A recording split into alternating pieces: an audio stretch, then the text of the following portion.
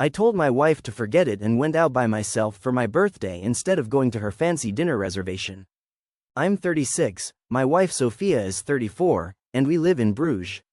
We've been together for 9 years, married for 5. On paper, we look like one of those irritatingly stable couples everyone assumes will make it.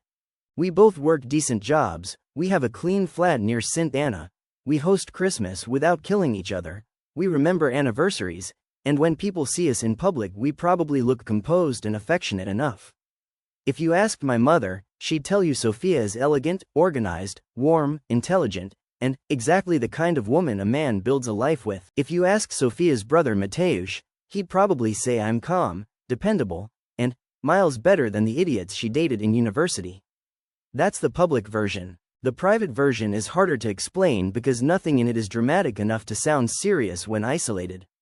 There's no screaming, no cheating that I know of, no smashed plates, no police, no one sleeping with colleagues in Milan, no secret gambling debt. It's death by presentation, death by timing, death by the constant feeling that the visible version of our marriage matters more to Sophia than the lived one. I know that sounds harsh, and if Sophia ever saw this she'd say I'm unfair. She'd say she tries very hard. She'd say she plans things, remembers details, cares about quality, wants our life to feel special.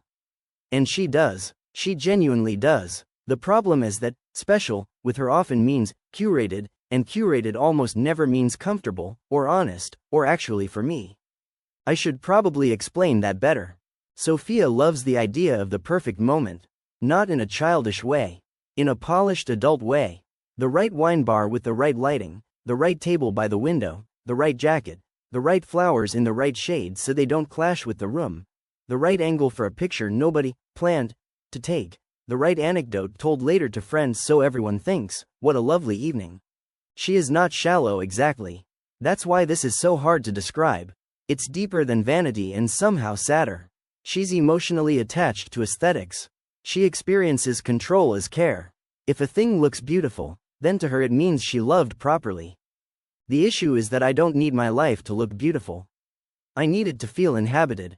For years I let this go because it seemed small. She'd book restaurants I'd never choose, but I'd go. She'd order dishes for us to share, even when I wanted my own meal, but I'd smile. She'd decide we were spending a Sunday in Ghent at some gallery opening when what I wanted was to sit in sweatpants and watch old football clips while eating frites out of paper, and I'd tell myself compromise is marriage. When my birthday came around each year, I usually asked for something simple. Not because I hate effort. Because I'm happiest with things that don't feel staged. A pub with my friend Lucas. A day trip to the coast if the weather holds. Roast chicken, dark beer, stupid conversation. No dress code, no waiting staff explaining foam to me like they've just discovered air. Every year Sophia would nod like she understood. Every year she would somehow upgrade, refine, reinterpret, or elevate what I asked for until it became something adjacent to my wish but more elegant, more expensive, and less mine.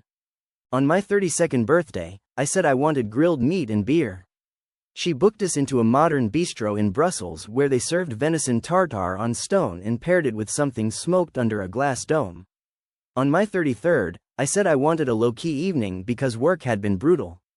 She invited 2 other couples because she thought I'd feel celebrated. I spent that night pretending I wasn't exhausted while her friend Elise asked whether I'd considered changing careers since I never seemed lit up by finance.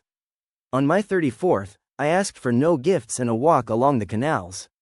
She bought me an expensive watch after I explicitly told her not to, then cried because I wasn't surprised in the right way. Last year, I asked for lunch with just her and maybe later a beer with Lucas and Emile. She turned it into a dinner with her parents included because, in her words, they love you and wanted to be part of it. I spent my birthday listening to her father Benoit explain why property in Antwerp was a more mature investment than travel. So no, this wasn't about one dinner reservation.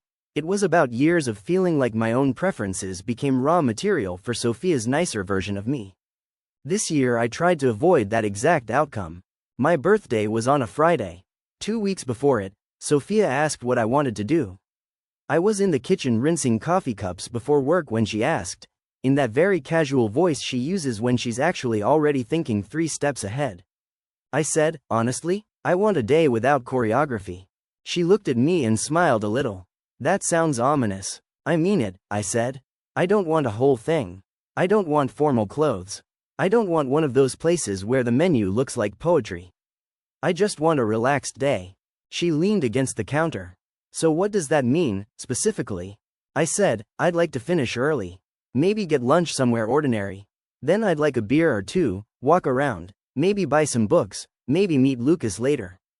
Something spontaneous. Spontaneous, she repeated, in the same tone she'd use if I'd asked to celebrate by entering the forest and trusting the stars. Yes, spontaneous, low stakes, please. She came over and kissed my cheek and said, okay. Low stakes. I can do low stakes. I should have recognized that phrase. When Sophia says she can do something, it often means she regards it as an interesting exercise in restraint, not an actual preference worthy of respect. Over the next 2 weeks there were little signs. She asked what shirt I was planning to wear. I said probably a navy jumper. She asked whether Lucas was definitely involved, which made me suspicious because she doesn't usually care. She asked if I'd mind if she booked just one thing, so the day had an anchor. I told her no anchor. She laughed. You're impossible to plan for. I said that was kind of the point.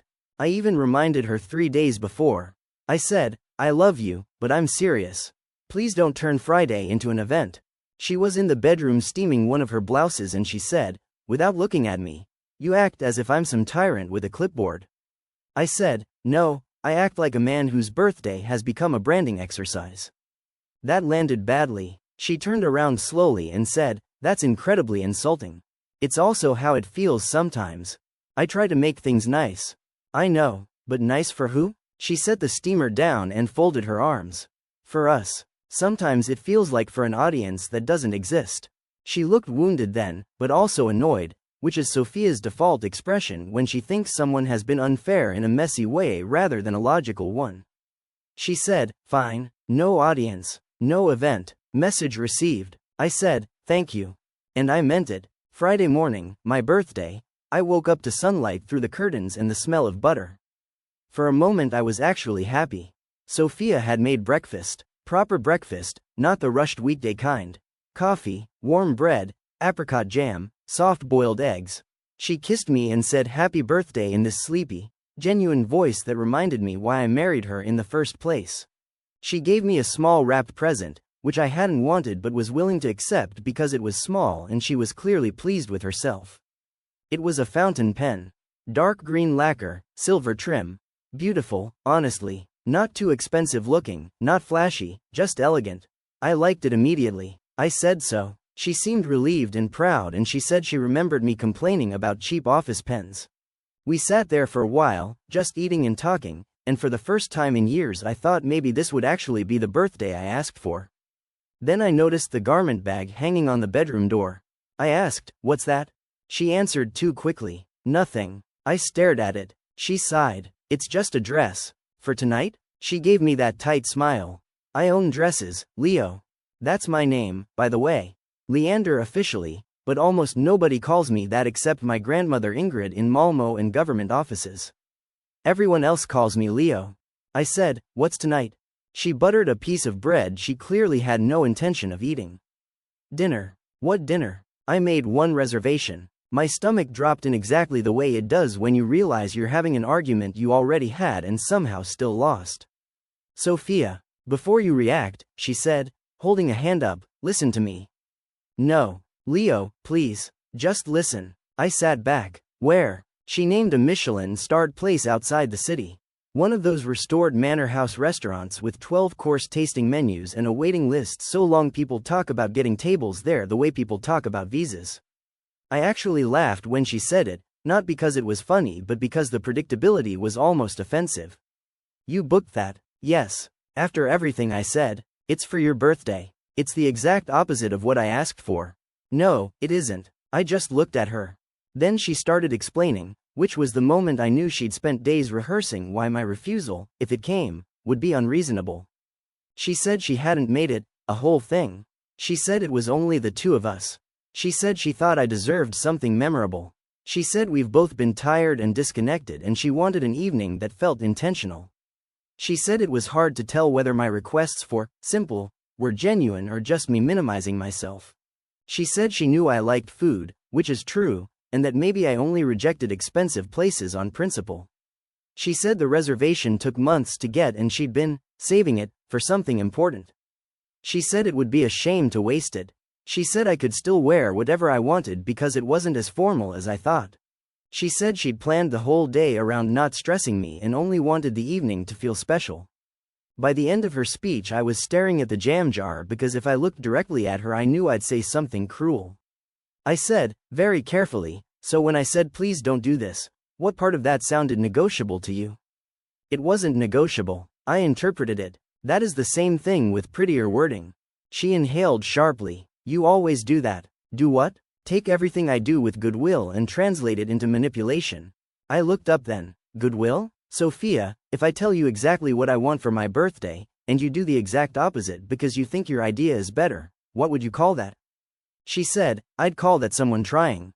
I said, "Trying to what? Improve me?" Her face changed a little at that. "That's not fair." "No, what's not fair is being treated like a difficult child because I don't want edible perfume on ceramic slate for my birthday." That made her go cold. Sophia can raise her voice, but when she's truly angry she gets quieter and more precise. She said, "You are being vulgar on purpose now. And you are not listening on purpose." "I am listening. I just don't think every preference of yours has to be indulged like sacred law." I laughed once. "That's incredible." "What?" "It's my birthday. And I am your wife." "Yes, and somehow that means my birthday still has to happen your way." She pushed her chair back and stood. "You know what? Fine. Be angry. But I am not apologizing for planning a beautiful evening for my husband. I didn't ask for beautiful. Well, maybe I'm tired of every meaningful thing in our life being reduced to beer and whether Lucas is free." That one landed because it wasn't entirely false. Lucas is my oldest friend here, Polish by birth, moved to Belgium at 14, a carpenter now, sarcastic as breathing. He has this gift of making ordinary evenings feel sufficient. Sophia has always been polite to him, but she also clearly thinks he represents some version of me that refuses to grow upward in the approved direction. I stood too. You don't get to insult the things I actually enjoy just because they don't photograph well. God, listen to yourself. Do you hear how contemptuous you are? Do you hear how little room there is for me in anything you plan? At that point we both stopped because there was nowhere to go without saying things that would stay alive for years. She left for work first. Before she went, she said, "The reservation is at 8. We need to leave at 7. If you want to calm down before then, I suggest you do." No kiss. No happy birthday. Just that. I stayed in the flat another 20 minutes, too angry to start my own day and too proud to message anyone. Eventually I went to work, but I barely did anything useful. I work in corporate insurance, which sounds as dull as it is, and on that Friday I sat through 2 meetings about risk exposure while feeling like the world's most idiotic teenage husband. At lunch my colleague Marta asked whether I had plans that evening. Marta is from Krakow and has a dangerous ability to detect emotional disruption under even the most boring office face. I said, "Apparently I'm going to a temple of expensive resentment." She blinked. I said, "Never mind." She didn't press, but around 3 she dropped a chocolate bar on my desk and said, "For blood sugar and bad decisions." I messaged Lucas around 4. "Can you do a beer later if things go sideways?" He wrote back immediately. That wording suggests I should reserve the whole night. Yes. Then, after 10 seconds, "Birthday disaster?" I replied, "Potentially." He sent, "Good. Better story for when you're old." That made me laugh for the first time all day. I left work early like I'd planned, walked through streets I normally love, and felt none of it. Bruges can be almost offensively beautiful in spring. Stone facades, bicycles, window boxes, tourists doing that half-whisper people do in places they think count as sacred. Usually I feel lucky living here. That day it all felt like mockery. Too picturesque, too close to Sophia's worldview. I ended up in a little bookshop near Wollestraat and bought a translated Simenon novel and a history of medieval trade routes I absolutely did not need. I stood there longer than necessary because booksellers understand hovering better than most priests. Then I got a beer by myself at a narrow cafe where nobody was dressed for anything important. Around 6 Sophia messaged me, "Are you still upset?" I looked at it for a while. Then, can we please not ruin the entire day? Then, I booked this because I love you. Then, please come home by 6:30 so we're not rushing. I typed several replies and deleted them all. At 6:12 she called. I answered because ignoring calls feels more dramatic than I usually am. She said, already irritated, "Where are you?" I said the name of the cafe. She paused. "You're drinking already? It's my birthday." That's not an answer. It kind of is. "Leo, what are you doing?" And then something in me just gave way. Not explosively, more like a cable finally snapping after years of tension. I said, "Forget it." Silence. Then she said, "What do you mean, forget it?" "I mean forget the reservation. Forget the dress. Forget the whole performance. I'm not going." Another silence, shorter and sharper. "Are you serious?" "Yes. You are canceling my birthday dinner for you out of spite?" "It's not your birthday dinner for me. That's the issue. You cannot be this childish." "I'm not being childish. I'm finally being honest. You are sitting in a cafe sulking because your wife planned something beautiful." "No, I'm sitting in a cafe because my wife planned something she wanted and dressed it up as love." She lowered her voice. "People are staring at me at work, so I am going to say this once. Go home, shower, change, we will talk in the car and move on." And because I was beyond trying to be reasonable in the face of being managed, I said, "No. I'm spending my birthday the way I wanted to in the first place. By myself, if necessary." She said, "If you walk away from this tonight, don't expect me to pretend it's a small thing." I answered, "It stopped being a small thing years ago." Then I hung up. I have replayed that sentence in my head about 100 times since then.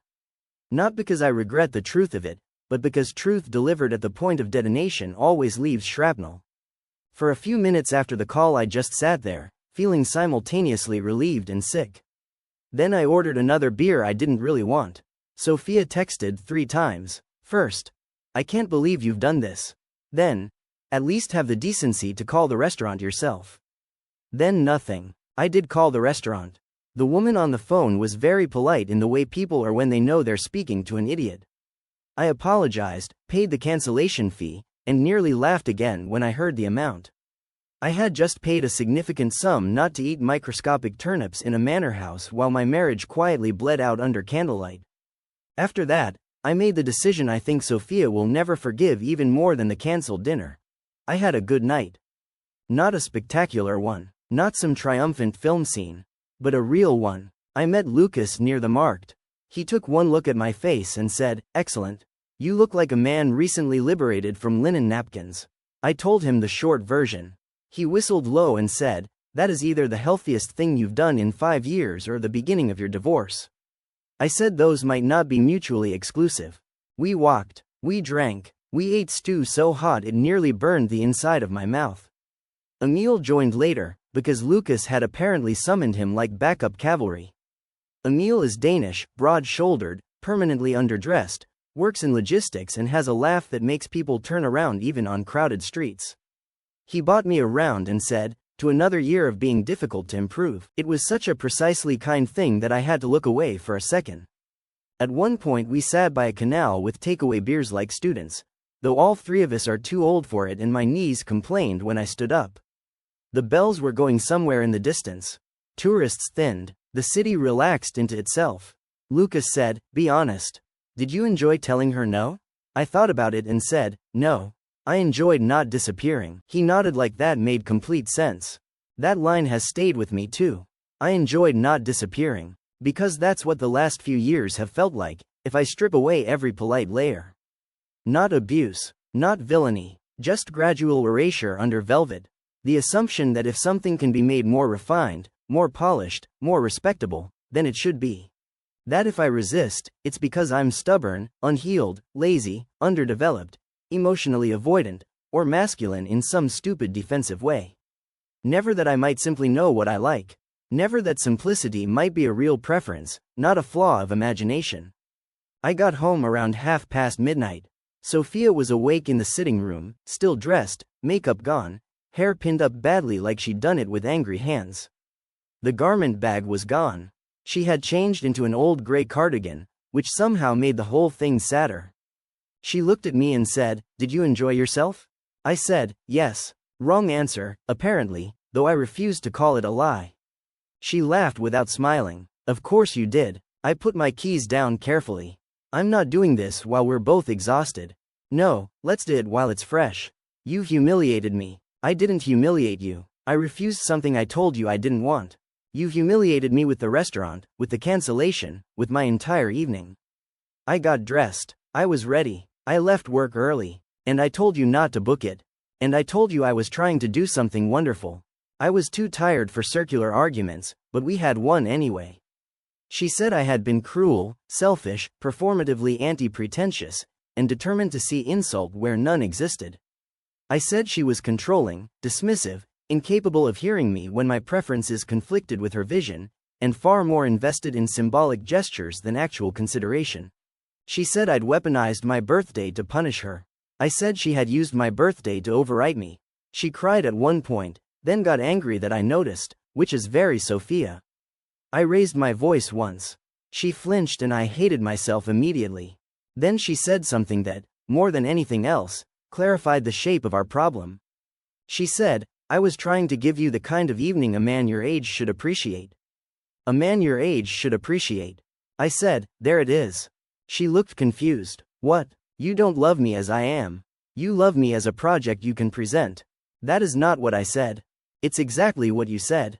No. I said I wanted you to value something finer. Because what I value embarrasses you. I am not embarrassed by you. You are embarrassed by how uncurated I am. That word stung her because it was true enough to be dangerous. She said, I am tired of your class anxieties making me the villain every time I enjoy nice things. That one hit back, because I do have class anxieties. Sophia grew up in a wealthy family in Antwerp. Not aristocrats, not castle people, but the kind of family where children know what glass to use for what wine without being taught in adulthood. I grew up in Malmo with a nurse mother, a ferry mechanic father, and the kind of household where birthdays meant grilled food if the weather allowed and one good cake if money was stable that month. My parents loved fiercely but inelegantly. Sophia sometimes sees my resistance to luxury as moral suspicion. Sometimes she's right, but not this time. This time it wasn't about rich versus simple. It was about chosen versus imposed. I said, this has nothing to do with price. It has to do with consent. She stared at me. Consent? You're using that word about a dinner reservation? Yes, because I said no. She shook her head like she couldn't believe what she was hearing. You're unbelievable. Eventually she said she was sleeping in the guest room. We don't really have a guest room, just a small office with a sofa bed, but suddenly we did. I slept badly, woke twice. Dreamed about arriving late to trains I didn't want to catch. The next morning was worse because it was quiet. Anger is easier than contempt, and we were brushing up against contempt. Sophia made coffee for herself and not for me, which is how I knew the damage was not cosmetic. Around 10, her mother Claire called her, and Sophia took the call on the balcony, but our walls are old and balconies in Bruges are not built for privacy. I heard my own birthday compressed into a scandal for matriarchal review.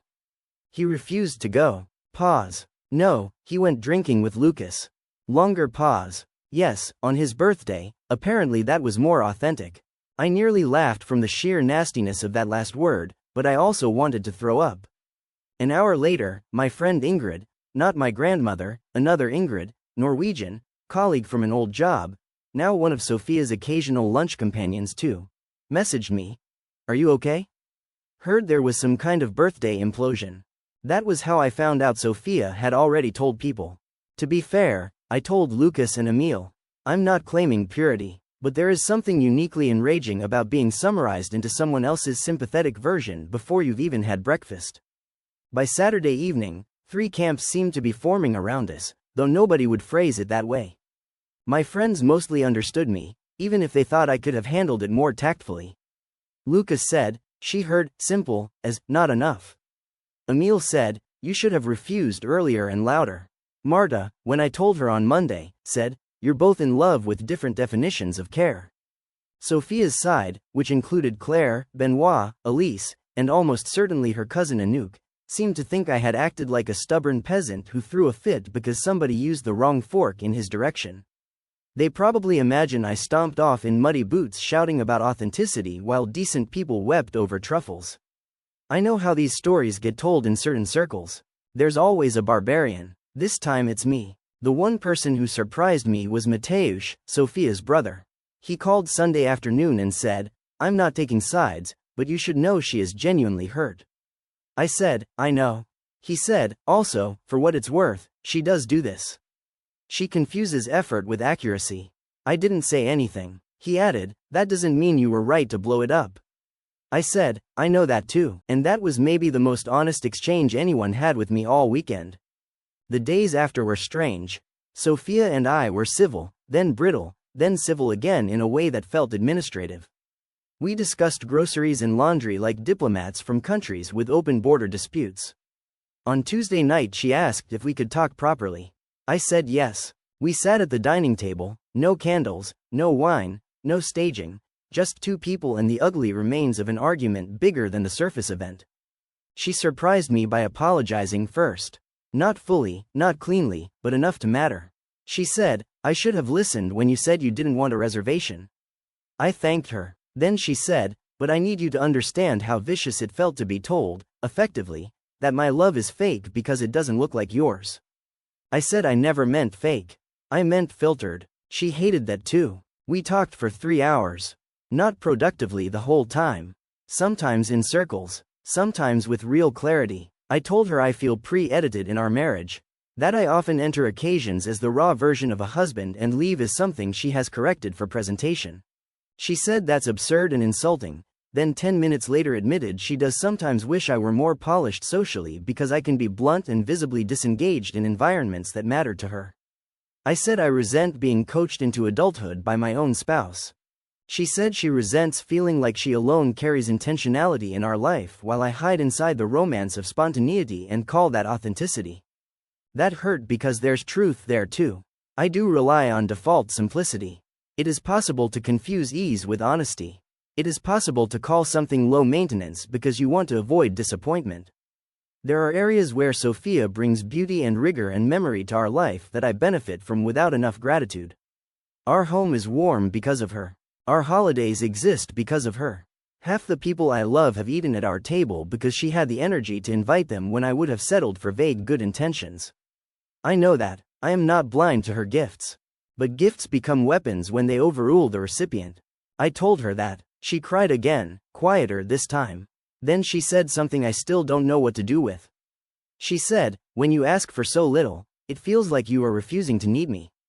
I just sat there. Because suddenly it made emotional sense in a way the dinner never had logically. Sophia's version of love is enacted through shaping, arranging, refining, anticipating. She needs to add something. To elevate. To make visible that she cares.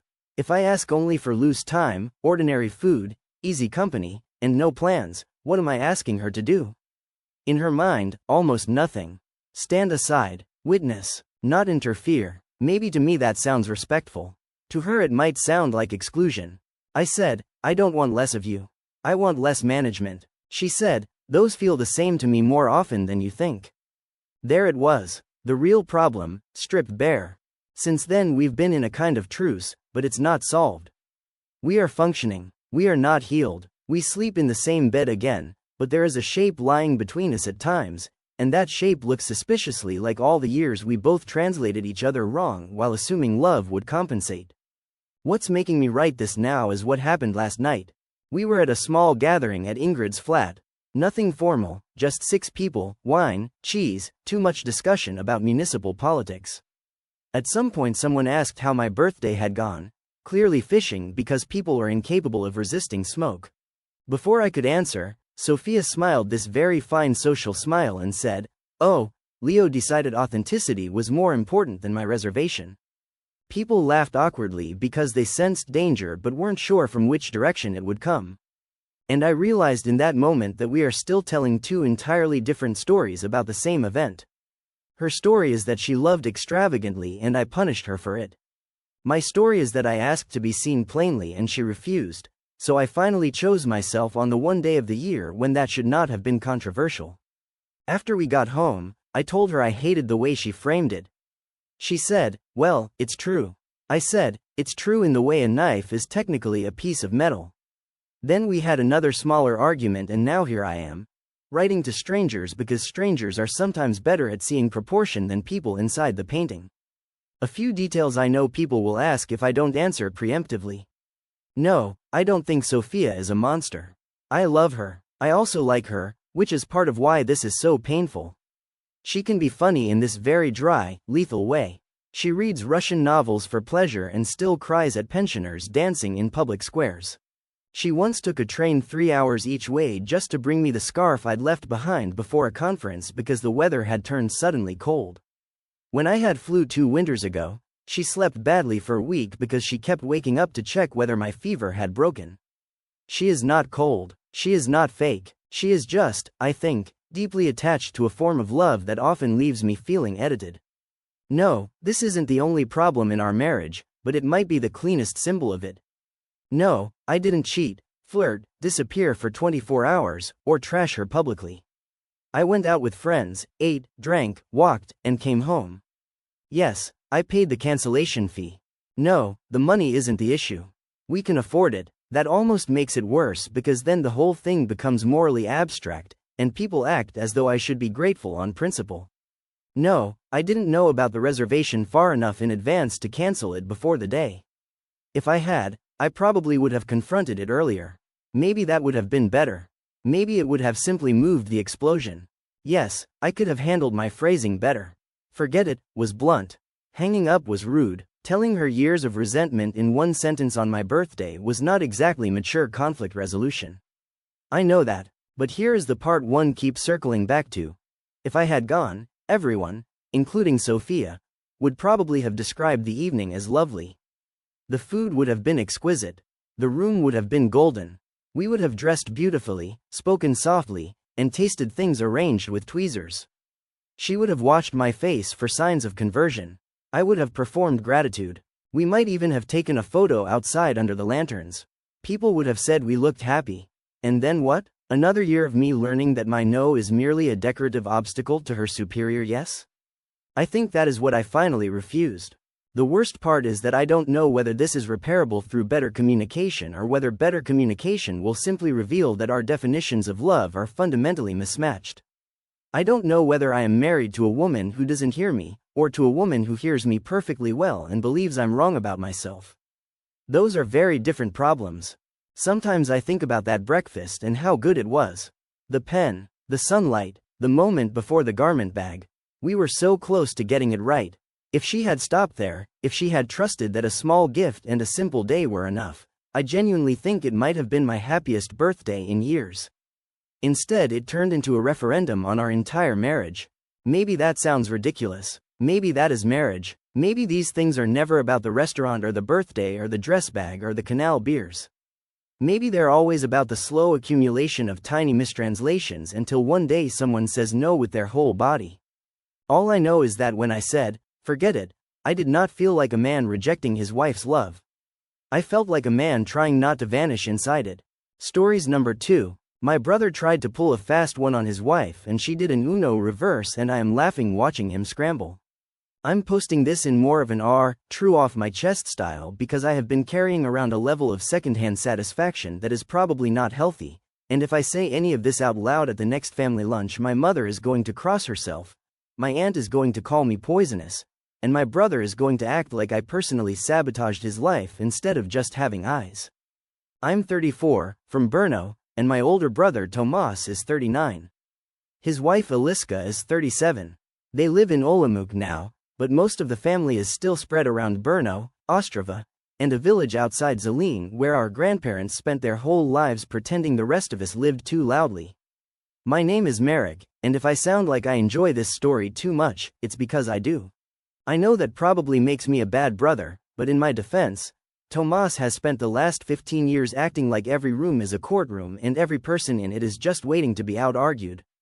Watching somebody finally beat him with his own methods was like seeing a magician get trapped in his own disappearing box. To understand why this was so beautiful, you need to understand my brother. Tomas is the kind of man who doesn't lie in obvious ways. He lies structurally, he arranges information, he uses tone as architecture. He doesn't say the sky is green. He says, well, it depends what you mean by blue, and suddenly everyone is tired and he's technically undefeated. Growing up, he was the sort of older brother who could eat the last pastry, leave the empty paper on the table, and somehow make our mother angry at me for starting tension before breakfast. He was never stupid, never lazy, never openly cruel. That would have been easier. He was clever, charming when it benefited him, and always just reasonable enough on the surface that if you objected, you sounded emotional. When we were kids, if something got broken, Tomas would never say, "I didn't do it." Instead, he'd say, "I was the last one in the room, yes, but that doesn't automatically mean I'm responsible." And suddenly a 10-year-old me would be sputtering while he looked like a junior barrister defending civilization itself. By the time he was 16, he could make adults doubt events they had personally witnessed. Our father used to say, half admiringly and half like a man who had created a machine he no longer knew how to switch off, that boy could sell rain to fishermen. He wasn't wrong. Tomas did well for himself. He got into property law, then moved into commercial advisory work, and now he has one of those jobs people describe vaguely at weddings with words like contracts, strategy, and portfolio, while never actually clarifying what it is he does all day. He dresses well, talks in that slightly weary tone successful men use when they want everyone to know efficiency has exhausted them, and is permanently convinced he is the only adult in any situation. He likes to help people understand things, by which I mean he likes to explain why their instincts are poor and his are superior. Aliska, on the other hand, is not dramatic at all. That's what made the whole thing so satisfying. She's from Olomouc originally. She teaches secondary school literature, though teaches doesn't cover it. She is the sort of teacher former students come back to visit years later because she once told them something about themselves they needed to hear and were not ready for at the time. She's calm in a way that makes people underestimate her. Not meek, not shy, just very sparing with energy. She does not waste words, which is probably why Tomas made the fatal mistake of assuming she wasn't keeping score. The family has always liked her. Even the difficult branches. Especially the difficult branches, actually. My mother Ivana loves her because Aliska is polite without being servile. My father Radu respected her because she could sit through one of his hour-long stories about post-communist business chaos without visibly checking the clock. My cousin Petra liked her because she never once asked when Petra was finally going to settle down, which in our family qualifies as sainthood. Even our Aunt Clara, who is suspicious of nearly everyone under 50, once admitted that one listens properly. Tomas married a woman everybody liked and then somehow decided that this meant he had won something.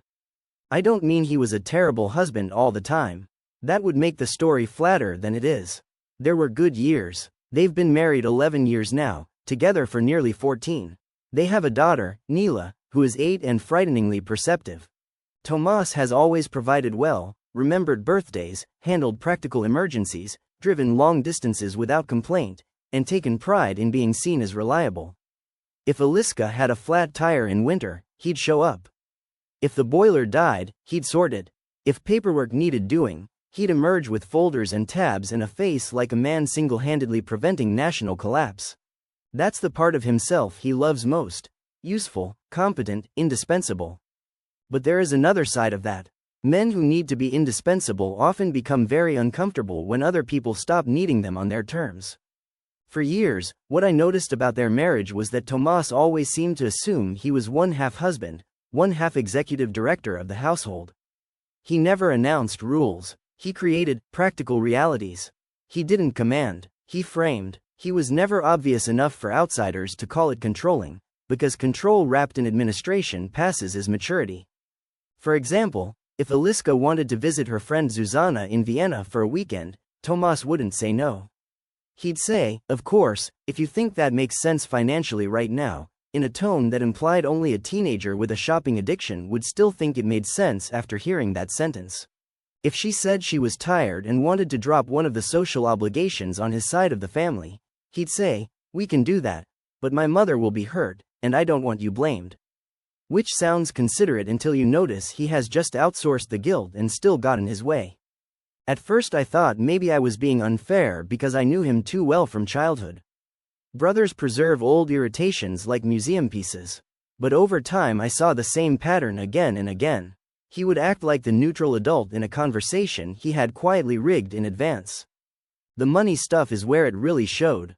Tomas has always been more interested in assets than actual enjoyment. If he buys a flat, he talks about yield.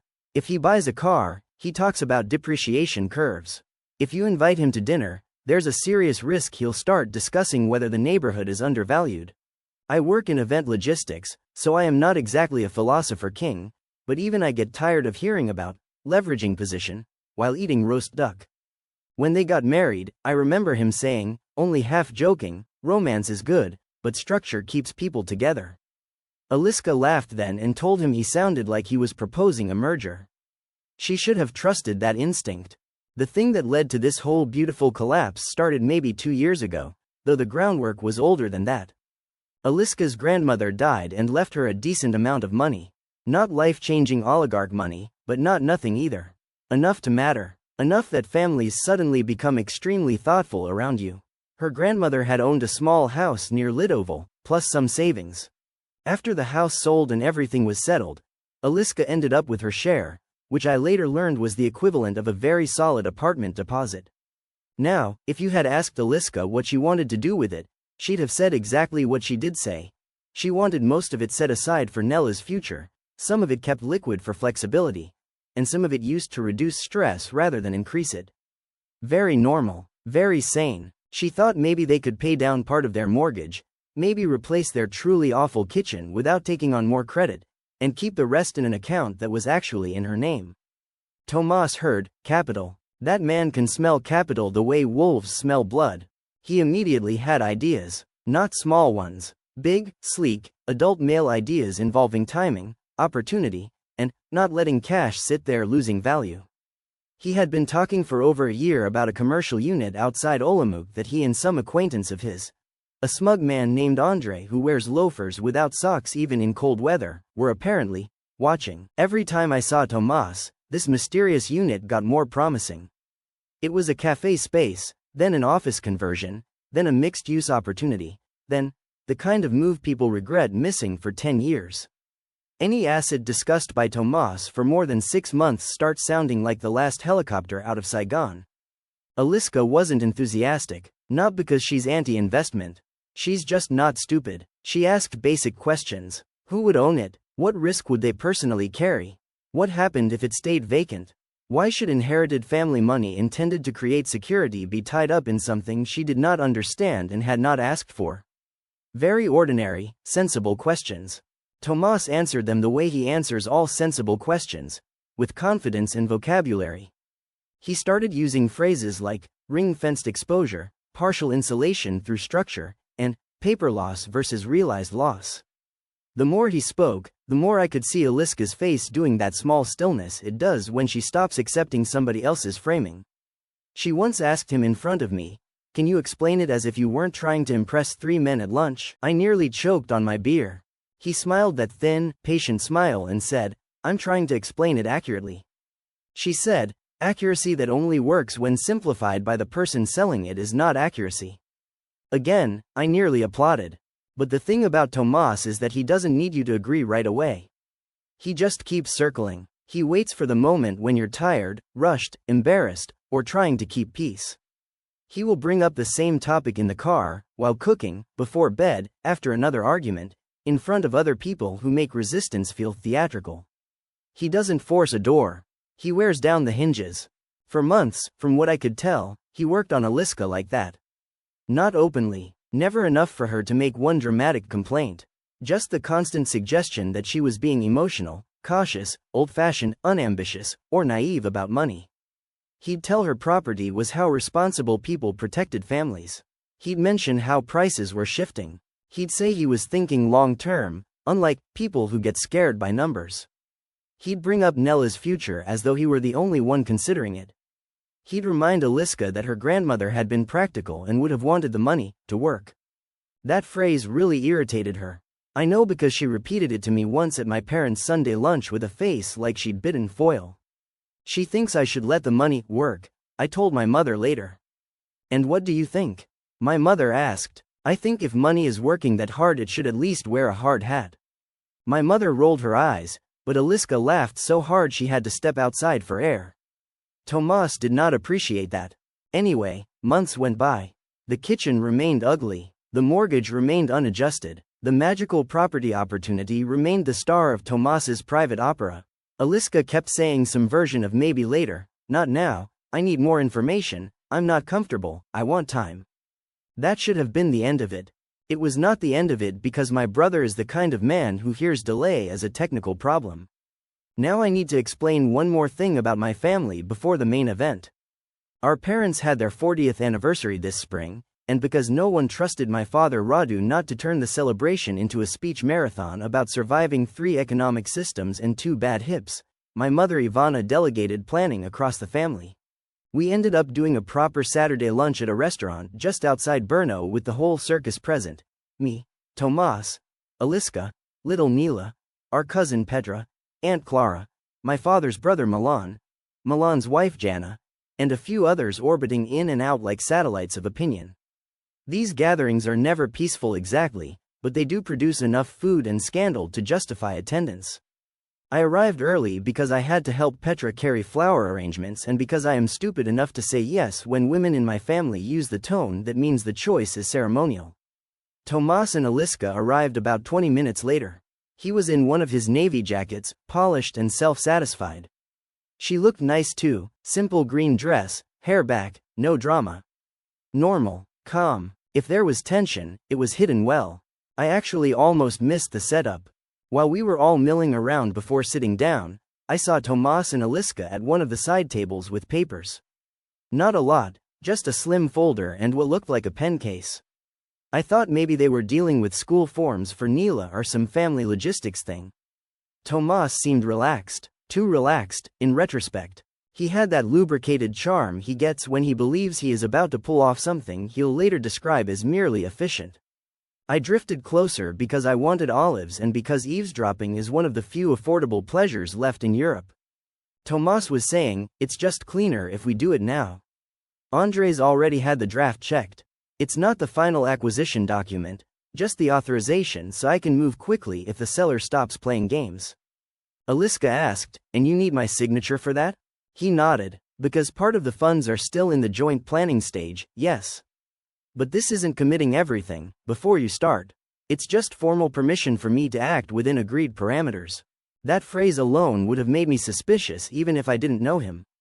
Aliska looked down at the paper and said, very mildly, which agreed parameters? He gave a tiny exhale like a teacher dealing with a promising but exhausting pupil. The ones we discussed. I remember discussions. I don't remember agreement. It's not a trap, Aliska. Nobody honest has ever needed to say that before a signature. I stayed where I was, pretending to inspect a dish of pickled vegetables like it contained state secrets. Tomas lowered his voice. Listen, this is exactly why I didn't want to drag this out at home again. We finally have a window. Andre has done half the legwork. If I lose another week because you want to emotionally process every line, the opportunity dies. Aliska said, interesting choice of venue then. Family lunch. He spread one hand. Because we're both here, dressed, on time, and not in the middle of bedtime chaos. That one annoyed me instantly because it was so classically him. Manufacture inconvenience, then present your chosen pressure point as practical necessity. Aliska read silently for maybe 20 seconds. Tomas smiled a little, already anticipating surrender. I know that smile. He's worn it since adolescence. It's the smile of a man who thinks resistance has already become ceremonial. Then she asked, where is the page about personal liability? He paused. Not for long. Tomas is quick, but I saw it. What personal liability? The clause Andre mentioned last month at dinner. About temporary cross guarantees if financing changes. Tomas's face didn't quite fall because he is too trained for that, but something in it tightened. That was hypothetical. It's not relevant in the present structure. Then where is it? There isn't one because it isn't structured that way. She kept reading. Then she said, and this line here? He leaned in. What line? This one where it says authorization includes transfer and allocation from designated marital funds. It's standard. She looked up. Marital funds. Yes, because until assets are separated on paper, that's how. So not just my inherited funds. Aliska. Legally it touches the household architecture, but functionally. There it was. That slippery little tunnel between what a thing is and what he wanted it to feel like. Functionally. Practically, in spirit, men like my brother survive in those tunnels. She set the paper down carefully. You told me this was about my inheritance. It is about your inheritance being used intelligently. That is not what I asked. He smiled again, but thinner. You're getting tense for no reason. That sentence, if carved into stone, could summon every failed marriage in Central Europe. At this point, Petra came over asking where my mother wanted the extra mineral water, and I had to move away or get caught. I figured that was the end of it for the moment. I assumed Aliska would say no, Tomas would sulk, and family lunch would proceed with its usual level of passive-aggressive cabbage. What I did not know was that Aliska had apparently been preparing her own little festival of consequences for some time. We all sat down, starters came out, my father made a speech that somehow included both romance and diesel prices. Neela got bored halfway through the soup and started building a bread fort. Aunt Clara complained the duck liver pâté had too much sweetness, which is her way of telling a chef he should never have been born. Normal family lunch. Tomas was cheerful in a slightly overperformed way. Aliska was calm, too calm, I now realize, but I misread it as patience. After the main course, while everyone was still in that warm, loose stage of eating where people feel brave enough to discuss mortgages and weak enough to forgive each other for it, Tomas made his move. He stood up with his glass and said he wanted to say something briefly, which is always a threat. He started by praising our parents' marriage. Fine. Then he swerved into a speech about family, stability, planning for the future, the importance of building something that outlasts us. Still fine, if boring.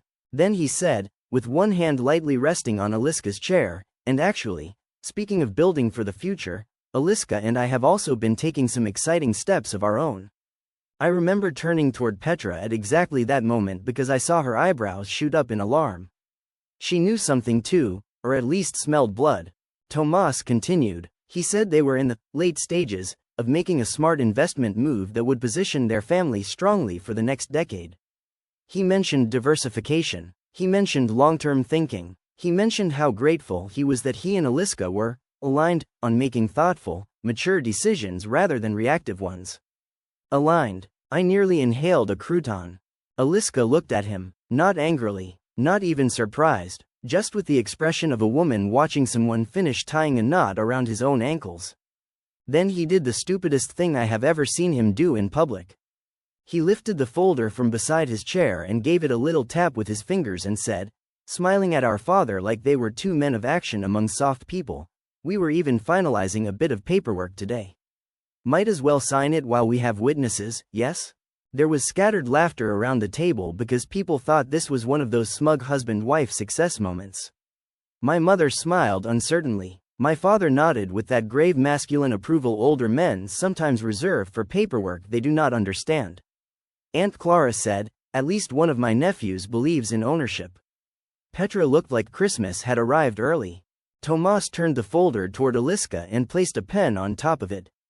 I don't know what his exact fantasy was. Probably that social pressure plus his speech plus a room full of relatives would make refusal seem theatrical. He thought he was creating inevitability. He thought once he had framed it as good news, she would have to play along. He thought he was using witnesses. He had no idea witnesses cut both ways. Aliska smiled. That was the beginning of the end. She did not raise her voice. She did not accuse him. She did not embarrass him emotionally. That would have let him wriggle out through the usual route of calling her dramatic. No, she met him on his own terrain. Paper, facts, timing, public confidence. It was one of the coldest and most elegant things I have ever seen at a family table. She put her napkin down, wiped her fingers, and said, pleasantly, actually, since we are doing paperwork in front of witnesses, maybe this is the perfect time. Tomas blinked. Perfect time for what? She leaned down to her bag, took out her own folder, and placed it on the table. I swear to God Petra made a sound like a kettle about to boil. Tomas said, more carefully now, what's that? Aliska still had that same mild little smile. My paperwork. The whole end of the table went quiet in the way only families can go quiet, where the silence itself contains 12 opinions and a casserole recipe. Tomas tried to laugh. What paperwork? And then Aliska, that magnificent woman, said, the paperwork you didn't know I'd already had reviewed after you kept trying to push me into signing yours. You could feel the air change. Our mother looked from one to the other like a churchgoer realizing the sermon had become a knife fight. Tomas's smile was still technically on his face, but you could tell it was running on backup power. Reviewed by whom? By a lawyer in Olomouc. And then by a second one, because unlike some people, I don't enjoy pretending I understood a risk after one confident explanation. Petra dropped her fork, not loudly, but enough. Tomas sat down slowly. Aliska, this really isn't the time. And I almost started laughing right then, because of course now, suddenly, public timing was inappropriate. Remarkable how that happens. But she wasn't finished, not even close. She opened her folder. Everything in it was tabbed. Tabbed. Do you understand the level of premeditated destruction that requires? My brother prides himself on being the organized one. She had built a better battlefield.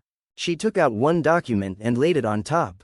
This, she said, still in the calm voice of a woman explaining train times to tourists, is the letter confirming that the inherited funds from my grandmother remain in a separate account under my sole control. Tomas stared at her. She slid another page beside it. This is the notarized instruction removing any ambiguity about authorization. Another page. This is the summary from the lawyer explaining why the document you asked me to sign today would have allowed broader access than you represented. At that point my uncle Milan muttered, "Jesus Christ," into his beer. Tomas's face had gone from pink to a very specific kind of legal beige. He said, "That's not accurate." Aliska turned one page toward him. "Would you like to point out the inaccuracy?" He did not. Instead he looked around the table, maybe searching for someone to rescue him with social discomfort. Unfortunately for him, once a Czech family smells precision-based humiliation, nobody intervenes unless blood appears. He tried another tack. "You took our private financial conversations to a lawyer without telling me?" She answered, "You brought legal-style documents to a family anniversary lunch without telling me." That landed so hard Petra actually covered her mouth. Tomas said, "Because I was trying to streamline a decision we had already discussed." Aliska nodded, "And I was trying to protect myself from a decision you kept trying to stage manage. I would like to tell you I behaved with dignity as the younger brother in this moment. I did not. I stared fixedly at my glass because if I looked anywhere else I was going to start grinning like a drunk idiot." He lowered his voice, but the whole table could still hear him because nobody was even pretending to eat anymore. "Can we not do this here?" She tilted her head. "I assumed we were doing this here. You did just announce to both our families that we were aligned." That word, she gave it back to him like a returned gift with broken glass inside. My father, who had been silent until then, cleared his throat and said in the most careful tone imaginable, "Perhaps this is something for later." Tomas seized on that instantly. "Exactly, thank you." But Aliska, and I love her for this, did not let him escape through general maturity. She turned to my father and said, "Ordinarily yes. But since Tomas decided to suggest publicly that I had already agreed to a financial arrangement I have repeatedly refused, I would prefer not to leave room for confusion."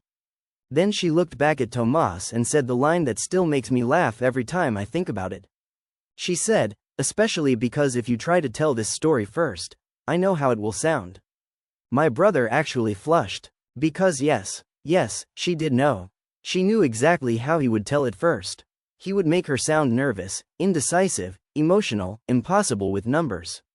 He would frame himself as the pragmatic husband trying to secure their future while his wife let sentimentality govern money. He had probably already rehearsed some version of that speech in his own head. She had cut him off before first draft.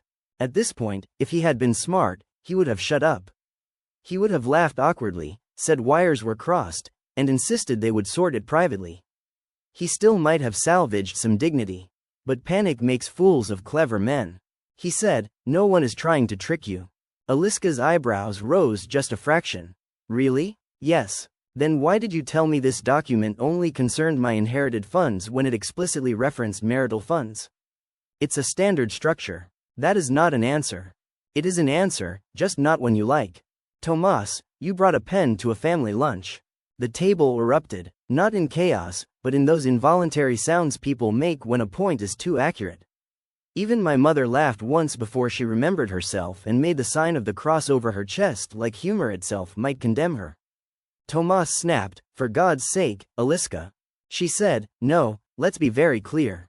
You brought a legal document to my parents-in-law's anniversary lunch because you thought I would be too embarrassed to refuse in front of witnesses. That was your plan. He opened his mouth, closed it, opened it again. That is not fair. And that was when Petra, glorious useless Petra, murmured just loudly enough for half the table to hear, "It's pretty fair actually. I love her." Tomas shot her a look that could have cracked ice. Petra smiled into her wine. Then Aliska took out one final document. "This," she said, "is the appointment confirmation for next Thursday." Tomas stared. What appointment? With a financial mediator. Now everybody was staring. She folded her hands over the paper. "Since you seem unable to hear no unless another professional is in the room, I booked one. We can discuss household planning there. Not here. Not through surprise documents. Not through Andre. Not through pressure." He looked genuinely thrown now, which was delicious. "You booked a mediator?" "Yes. Without asking me?" And that was the moment the entire table, even the sympathetic branches, visibly understood the problem in one line. Aliska said, "Interesting that unilateral process only bothers you when I'm the one initiating it." I had to cough into my napkin because laughing openly would have started a civil war. The next few minutes were not pretty for Tomas. He went into full scramble mode, which is an amazing thing to watch if you've spent your life seeing him control the temperature of a room. First he tried indignation, then reasonableness, then offense, then private marriage boundaries, then the wounded husband act. None of it worked because Aliska had prepared too well. Every time he reached for vagueness, she had a document. Every time he claimed misunderstanding, she had dates. Every time he tried to frame himself as merely practical, she reminded him of the staging, the pressure, the selective description, the witnesses he had chosen and then regretted. At one point he said, "I cannot believe you would humiliate me like this." She didn't even blink. She just said, "You humiliated yourself when you assumed I hadn't read anything." Petra made the mistake of taking a sip of wine at that exact second and nearly died. My mother finally did intervene then, mostly because Neela had started looking between her parents with the exact expression of a child realizing the adults are not in charge. Ivana said they would all stop discussing money at the table immediately. In theory that ended it. In practice nothing ended it. The food kept coming, coffee appeared, cake was cut, but the lunch had split into silent camps of interpretation. Aunt Clara thought Aliska was right but too modern in how she executed it. My uncle Milan thought Tomas had behaved like a salesman. My father, to his credit, quietly asked Aliska whether she was comfortable and told Tomas afterward in the parking lot, "Never surprise a teacher with paperwork. They read for a living." It was the funniest thing he's ever said in my life, probably by accident. Tomas spent the rest of the lunch trying to project injured dignity. You know the look. Tight jaw, measured breathing, the body language of a man who wants everybody to know he is the true victim because other people have made his manipulation look awkward. He barely touched dessert, which, for him, is basically a public collapse. Aliska, meanwhile, cut cake for Neela, asked Jana about a cousin's surgery, complimented the coffee, and generally behaved like a woman who had filed her husband under, to be handled in business hours. I wanted to stand up and applaud. Now, if this had just been one lunch, it would already be a great story. But the reason I am still laughing days later is what happened after. Because my brother, deprived of his preferred narrative, started running around like a man trying to plug holes in a boat with his fingers. The first call came to me that same evening. Tomas rang around 9. I was at home in Brno with leftovers and a beer, still in such a good mood I probably could have forgiven tax policy. I answered on speaker because I wanted both hands free to butter bread. He didn't even say hello properly. He just said, "I assume you found today very amusing." I said, "Did you call to ask or accuse?" "Merrick, that sounds like accuse." He exhaled hard. "I need to know exactly what was said after we left." "Ah yes, damage assessment, classic." Because yes, they had left early. About 40 minutes after cake, Aliska said Neela was tired and they should go. Tomas wanted to stay, I think because leaving looked like retreat, but Neela conveniently declared her tights itchy and her head hurt, and the universe clearly chooses sides in these matters. I said, "Mostly people talked about whether you were stupid enough to think she wouldn't read the document." Silence. Then, "You're unbelievable." "No, you're unbelievable. You brought a pen." He snapped, "Everyone keeps saying that like it means something. It means everything. He muttered something I won't repeat because I'm trying to keep this readable and because creative profanity in Czech loses poetry when translated. Then he tried to rewrite history for me. Not even subtly. He said he had never intended pressure, merely convenience. That the document was preliminary. That Aliska had overreacted. That he had mentioned the family setting because he thought celebrating stability and responsibility fit the day. That she had weaponized legal theater. Those were his words. Legal theater. Coming from him, incredible. I let him talk because when Tomas is panicking he reveals more than he knows. He said Andrei was furious because now things were complicated. He said Aliska had clearly spoken to someone who didn't understand the deal structure. He said she was becoming paranoid. He said once women get certain ideas in their heads about financial independence, they start treating marriage like a trap. That last one I filed away for later because it was so nakedly revealing. I said, or maybe marriage becomes a trap when one spouse keeps trying to smuggle documents through as if the other one is decorative. He hung up on me. 10 minutes later Petra called, laughing so hard she could barely breathe. She said, he called me too. Apparently he had phoned her to complain that Aliska had ambushed him. Petra, who has never in her life resisted a chance to worsen a man's evening if he deserves it, asked him whether he understood what the word ambush meant. He did not enjoy that. By midnight, half the family had heard some edited version of events from one side or another. Family systems move faster than official media in this part of Europe. My Aunt Clara called my mother to say that while public scenes are regrettable, no woman should sign anything in a restaurant unless it's the wine bill. Jana told Petra that she always thought Tomas had a too polished forehead, which apparently now counts as evidence of moral weakness. Milan said the whole thing had reminded him of a man trying to sell a tractor with the engine missing. Nobody knew exactly what that meant, including Milan, but the tone was anti-Tomas. The real masterpiece, though, came 2 days later. Aliska went through with the mediator appointment. Tomas went too. I know because he tried to recruit me beforehand as some kind of witness to his sanity. He called on Wednesday and asked whether I thought it was normal for spouses to involve mediators over basic investment planning. I said I thought it was normal if one spouse kept pretending basic investment planning didn't involve concealed exposure.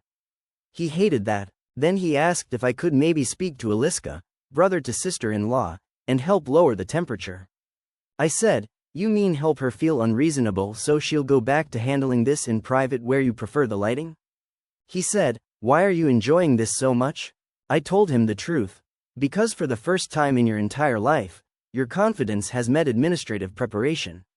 He hung up again. Petra later told me I should frame that sentence. She may be right. Now, I wasn't in the mediation room, obviously, but I got enough from various post-event accounts to piece together the important parts. Aliska had not only preserved the inheritance separately, she had also brought a timeline of conversations, copies of the draft document Tomas tried to spring on her, notes from the lawyer explaining the scope of the authorization, and a separate list of household decisions in the past 3 years where Tomas had presented temporary practical measures that later became permanent. That part impressed me most. She had not treated this as an isolated misunderstanding. She had recognized the pattern. That's what made it lethal. Because clever men can explain away one incident, patterns are harder. Apparently the mediator, a woman named Lenka with 20 years of experience and the dead-eyed patience of someone who has watched 1,000 marriages die over ownership percentages and who gets paid either way, asked a very simple question early on. She asked, did Aliska ever clearly state she was not comfortable authorizing this? Tomas, being unable to outright lie in front of a professional who knew how to phrase follow-ups, apparently said something like, she had reservations, yes, but not to the extent later portrayed. Then Lenka asked, did you still prepare the document for signature? Yes. Did you present it at a family gathering? Yes. Did you describe the decision publicly as aligned before it was agreed? Silence, then some variation of yes with decorative language. I would have paid actual money to see his face. And according to Aliska, because yes we spoke afterward, Lenka then said, all right. Then the financial issue is secondary. The primary issue is process trust. Process trust. What a gorgeous phrase. Put it on a banner. Put it over the parliament. Put it over every dining table where one spouse thinks competence excuses bad faith. That is when, I think, Tomas realized the game was no longer about whether the investment was sound. It was about whether he had behaved deceptively. And on that battlefield, for once, he did not control the map. He has been scrambling ever since. He tried flowers first, hydrangeas, because he thinks expensive apology looks like maturity. Aliska thanked him and put them in the hallway, which in married woman language means decorative but not admitted to the interior. Then he tried sincerity. He told her he had only wanted to do something smart for the family. She said smart is not the same as honest. Then he tried woundedness. He said she had made him feel like a criminal. She said if he didn't want legal scrutiny, he should stop behaving like a man trying to sneak clauses past his wife between soup and cake. Then he tried grand self-reflection, which with men like him usually means confessing 30% of the offense in hopes everybody applauds the vulnerability and forgets the remaining 70%. He told her he could see now that maybe he had handled the communication imperfectly.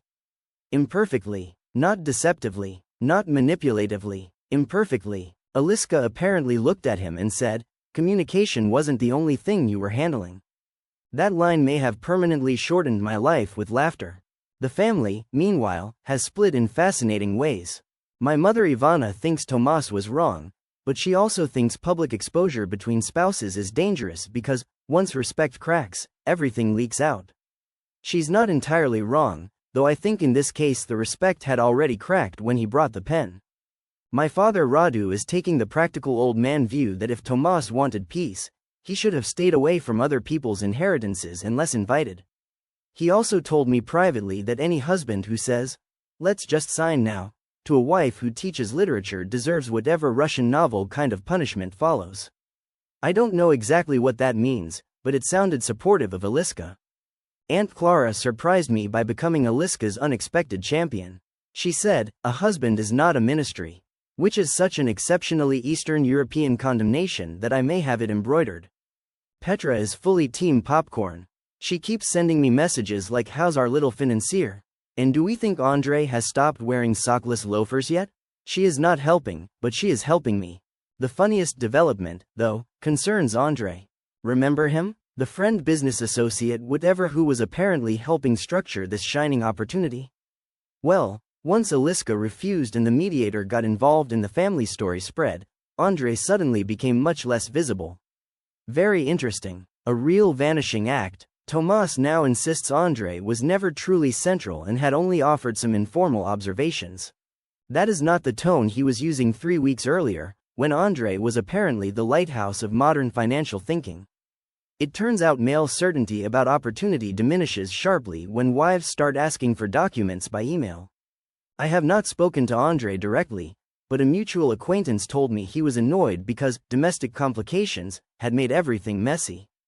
Domestic complications. That's one way to describe a wife refusing to sign herself into broader exposure so that two men can feel enterprising.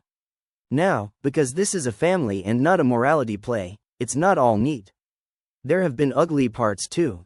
Neela heard more than she should have. Aliska has been exhausted. Tomas, beneath all the ego and maneuvering, is genuinely rattled. And here's the part where I admit something less entertaining. I don't think he expected to be caught in that way. Not because he thought he was doing nothing wrong exactly, but because men like him don't experience their own pressure as pressure. They experience it as leadership. In his mind, I think, he was managing complexity. He probably truly believed that once the deal was in motion, Aliska would relax, the numbers would work, and history would forgive the method. He values outcome over consent more often than he realizes. That does not make him innocent, but it does make him a recognizable type instead of a cartoon villain. Still, recognition does not cancel consequences, and watching consequences arrive wearing his wife's handwriting has been deeply healing for me personally. Why healing? Because Tomas did versions of this to me for years. When we were younger adults, he once convinced our parents I had agreed to help cover a renovation shortfall on a rental flat he owned. I had not agreed. I had said I would look at the numbers. By the time it came back to me through family channels, I sounded flaky for hesitating. Another time he borrowed my van for a few hours, then used it all weekend and returned it nearly empty, somehow making me feel petty for objecting because he'd obviously assumed I wasn't using it. It's always like that with him. You become unreasonable only after he has quietly pre-shaped expectations around you. So yes, seeing Aliska catch him in public with paperwork and then calmly peel apart the mechanism felt like watching someone avenge a whole archive of minor crimes. A few nights ago, the four of us were at my parents' place again, just a small dinner this time. My mother had insisted because she believes soup can repair anything if boiled long enough. The atmosphere was stiff but survivable. Neela was drawing at the coffee table. My father was pretending not to observe everybody like a village judge. Tomas was making intense conversation with the breadbasket. At one point my mother asked, too brightly, whether everyone had any summer plans.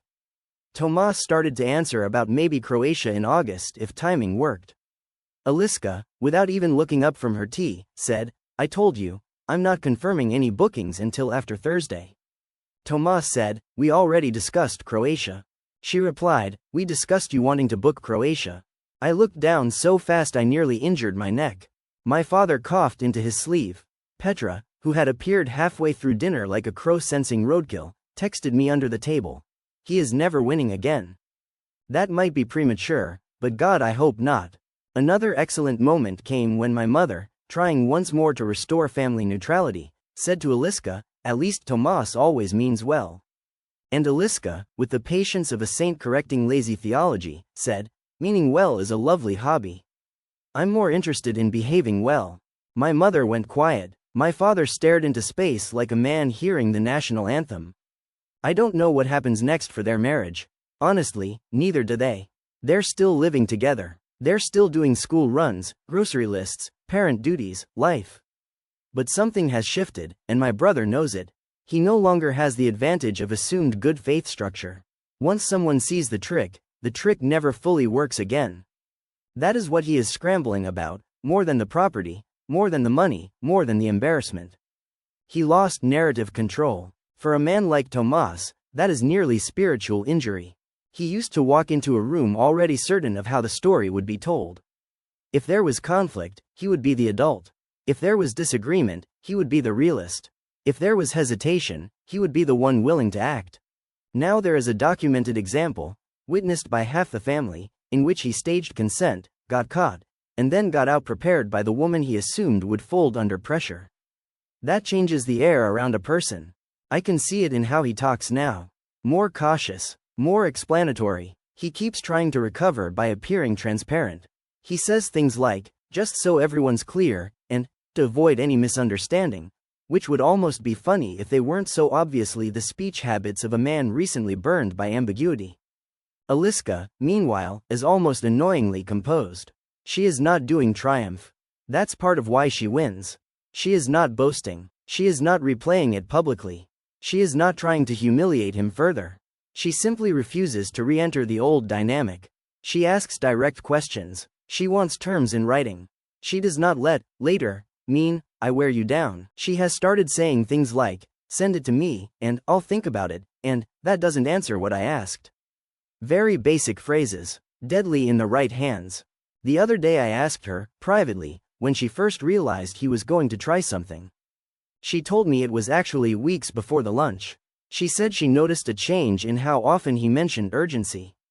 He became too smooth, too ready. He started talking as if the decision had already moved from whether to how. That's when she took the draft to a lawyer. And once the lawyer explained the scope, she decided on two things.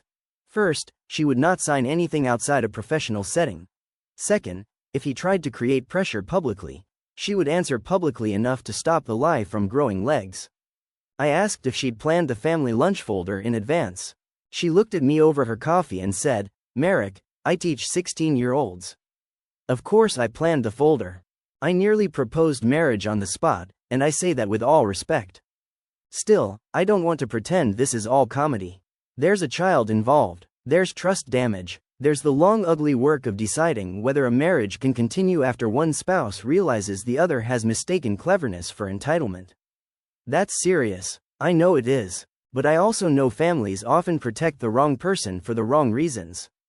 They will say don't embarrass him, don't escalate, don't make it public, don't be so hard, he meant well, he was only trying to help, you know how he is. And meanwhile the person on the receiving end of all that strategic help is expected to remain endlessly gracious while their boundaries get translated into inefficiency. So yes, some part of me is delighted that Aliska did not do that. She did not cry first and document later. She did not beg to be understood. She did not sign and resent. She did not argue about intentions while he maneuvered around outcomes. She waited, prepared, and then reversed the whole game in front of the very witnesses he thought would trap her. Uno reverse is honestly the cleanest phrase for it, even if it cheapens the craftsmanship. Yesterday Tomas sent me a message that simply said, "I hope you realize marriages are more complicated than the version you've made into entertainment." I stared at it for a while. Then I wrote back, "I do. I also realize paperwork is more complicated than the version you tried to make into a surprise." He has not replied. Maybe I should feel worse. Maybe I should be more brotherly. Maybe one day I will. But right now I am still stuck on the image of him, at that anniversary lunch, tapping his folder like a man unveiling his own brilliance, while Aliska reached into her bag and pulled out the legal equivalent of a trapdoor. I have seen football goals that made less impact. I have seen breakups with less choreography. I have seen judges with less command. And if I live to be 90, I don't think I will ever forget the exact tone she used when she said, "Actually, since we are doing paperwork in front of witnesses, maybe this is the perfect time." That was the moment my brother stopped being the smartest man in the room and realized his wife had been quietly building a better room. Stories number 3. I left my friend at a service station on the way to the airport, and now everyone thinks I'm the villain. I didn't leave her because I was angry. I left her because, at some point, I realized she was fully prepared to make me miss my future just to protect her ego. I have replayed that morning so many times in my head that I can probably tell you what every clock said in every room we passed through, what song was playing in my car, what the cashier at the motorway service station looked like, and exactly how my stomach dropped when I understood that my friend was not running a little behind, the way she always said. She was making a decision.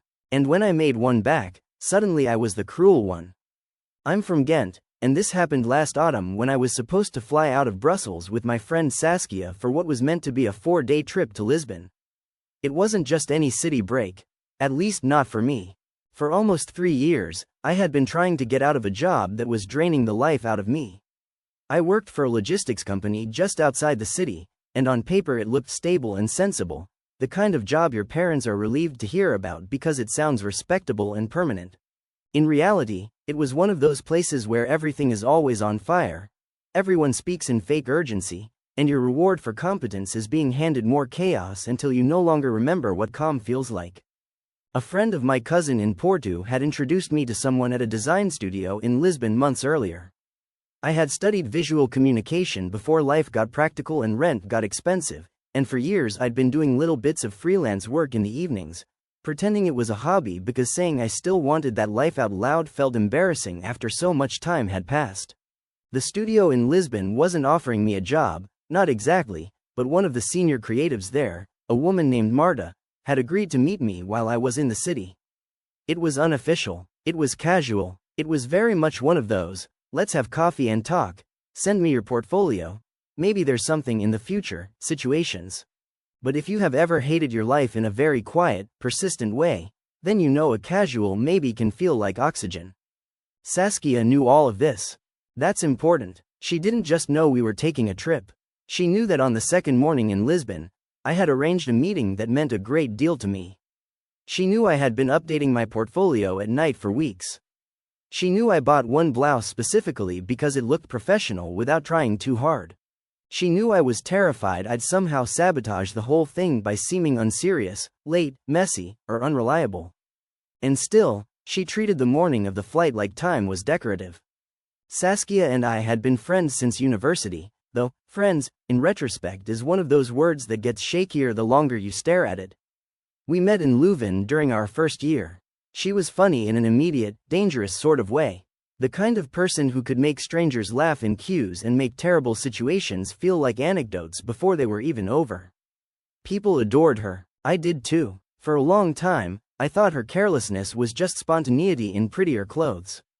She was the sort of person who arrived to dinner 40 minutes late and came in glowing, apologizing with a story so entertaining you ended up feeling guilty for being irritated. She borrowed things and forgot to return them, made plans on top of plans, swore she was 5 minutes away, when she was still in the shower, and somehow always landed on her feet because someone else adjusted around her. Usually that someone was me. I was the one who booked things, checked train times, saved confirmation emails, brought chargers, remembered passports, read small print, and asked whether the gate closed 30 minutes before departure or 45. Saskia liked to say I was the Minister of Administration in our friendship. She meant it affectionately, but there was always something about the way she said it that turned me into a function instead of a person. Still, for years, I made excuses. She's chaotic, not malicious. She means well. She has terrible time blindness. She's just not good under pressure. She needs a more flexible friend. I told myself all those things because the alternative was admitting that she was only easy to love when the stakes were low. This trip had been her idea at first. In June, after one particularly miserable week at work, I told her I felt like my life had narrowed into a corridor with no doors. She said, "Then let's do something stupidly sunny before winter kills us." I laughed. She suggested Lisbon because she had always wanted to go. When I mentioned Marta and the studio, Saskia got very excited and said that was perfect, that the trip could be both fun and useful, and that she would personally drag me onto the plane, if necessary. I should have heard the irony in that. I booked the flights in August. Friday morning departure, Monday evening return. We were leaving from Brussels airport. Because I know Saskia, I suggested from day one that we either take the train or book an airport hotel the night before. She said that was unnecessary, too expensive, and very you. She insisted I drive because it would be easier and we'd have more control over the timing. Again, irony. So I made the plan in writing. I sent it to her twice. Then once more in the week before departure. My message, and I still have it, said, "I'm picking you up at 5:15. We need to be on the road by 5:20 latest. If you're not downstairs, I'll call once and then go because I cannot miss this flight." She replied with a laughing emoji, a plain emoji, and, "Yes, Mum." That should have annoyed me more than it did. The evening before the flight, she came to my flat because we had agreed to finish packing together, order takeaway, and go to bed early. I thought this was actually a good sign. Responsible, even. She turned up at 8:30 instead of 7 because she had just popped in to see her brother and lost track of time. She arrived with a bottle of wine, no adapter, an uncharged power bank, and a shopping bag because she still hadn't decided which shoes to take. I remember standing in my kitchen looking at the bottle of wine like it was an insult in glass form. I told her I didn't want to drink because we had to get up at 4. She said one glass would help us sleep. I said I wasn't staying up late while she tried on outfits. She laughed and kissed the top of my head in that patronizing way some affectionate people have, like they're rewarding a child for being earnest. Then she said, "Relax, Elena. We are going to Lisbon, not crossing the Sahara." I said, "You say that every time there's a schedule." She rolled her eyes and said, "Because there always is one with you." That tiny comment lodged in my chest, but I let it go. We ordered food. I printed our boarding passes even though I already had them on my phone because I trust paper more than people. She sprawled across my sofa scrolling through clothes on some vintage resale app while I checked that my passport was in my bag for the 4th time. Around 10:30 I told her we were done and should sleep. She said she still needed to wash her hair. I remember staring at her and asking why on earth she had waited until then. She said because she had been busy. Busy doing what, I have no idea. By 11:15 she was finally in the bathroom.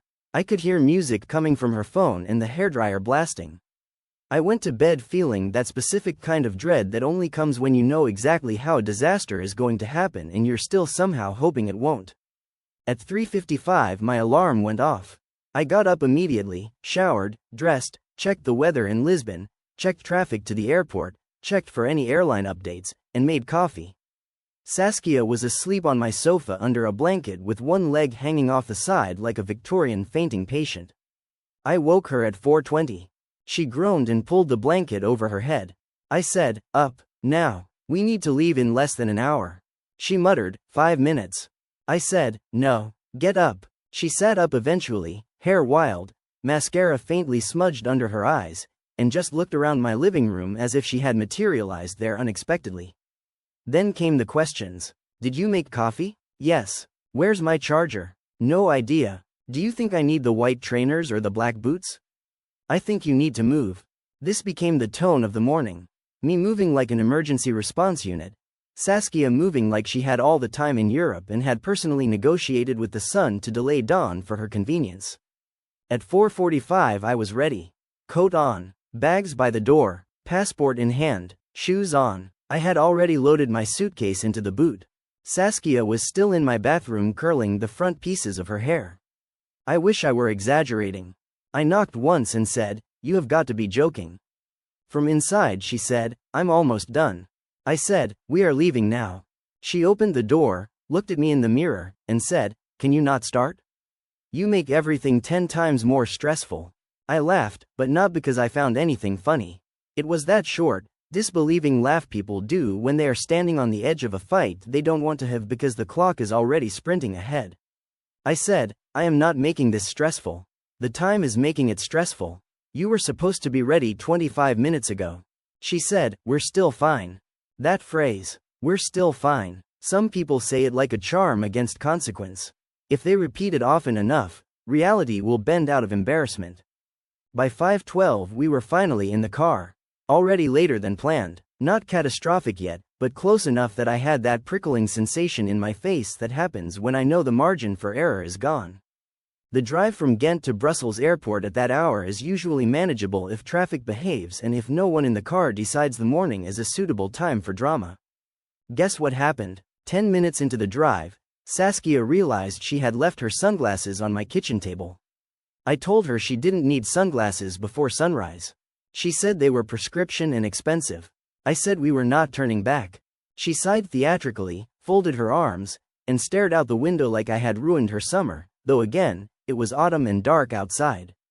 Then she said she was hungry. I reminded her I had made toast and coffee that she ignored because apparently hair symmetry mattered more. She said she couldn't eat that early and now she felt sick because she'd had coffee on an empty stomach. I told her there was food at the airport. She said airport food was overpriced and disgusting. I tightened my grip on the steering wheel and kept driving.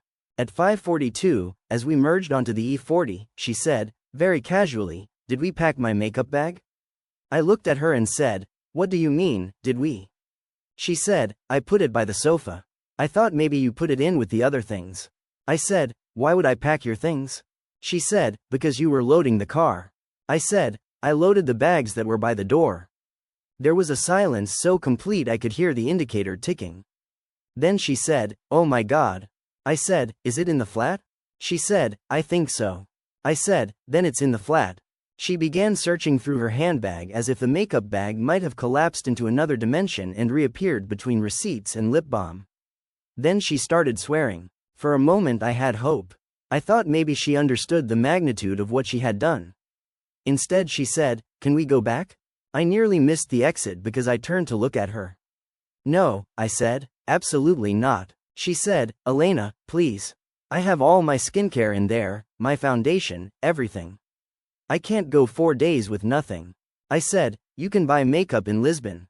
She said, "That's not the point." I said, "Actually, it is exactly the point. The point is whether makeup is worth missing a flight." She said, "Why are you being so rigid?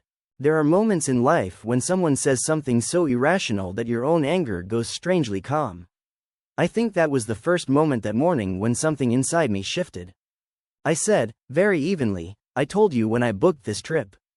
I told you last night. I told you in writing. I am not missing this flight." She didn't speak for almost a minute. Then she started crying. Now, I need to say something that makes me sound harsh, but it's true. Saskia had a very specific crying style. It came on fast, loud, and strategic. Tears would arrive at the exact point where a conversation stopped going her way. You'd feel guilty because obviously someone crying means pain, and then before you knew it, the original issue had vanished and now you were comforting her for the experience of being told no. She cried and said I was being cold. She cried and said I knew she had sensitive skin and couldn't just buy random stuff. She cried and said the whole trip would be ruined if she felt ugly. She cried and said I had been snapping at her all morning. I drove. At 5:55 she was still crying when I pulled into a motorway service station because I needed fuel. I had planned to fill up the night before and forgot, which in hindsight feels cosmically embarrassing, because that stop became the whole disaster. It was one of those Belgian service areas that all feel vaguely temporary no matter how long they've existed. Fluorescent lights, damp pavement, a convenience shop with croissants under plastic, and people in travel clothes looking half awake and mildly betrayed by their own plans. The sky was beginning to go from black to charcoal. I parked by the pump and said, "I'm getting fuel. If you need the toilet or food, go now. We are leaving in 5 minutes." She wiped her face and said, "Can you get me a bottle of water?" I said, "Come inside and get it." She said, "I look disgusting." I stared at her. "Saskia, I do not care." She said, "Please just get it."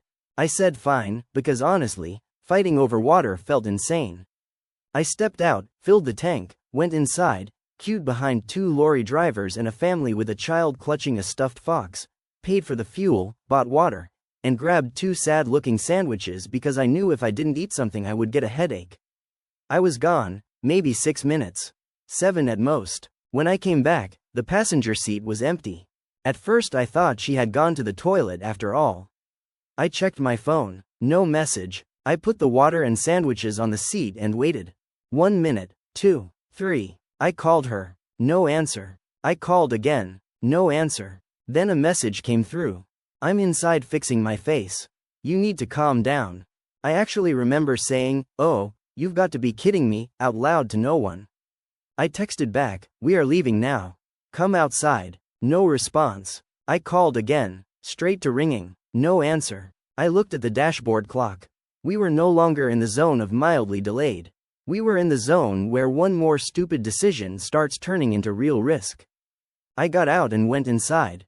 I checked the toilets. Not there. I checked the little seating area. Not there. I checked by the mirrors near the entrance where people sometimes sort themselves out before continuing a drive. Not there. I called again. Nothing. Then I saw her through the glass doors outside the side of the building, standing near the picnic tables, on the phone, smoking.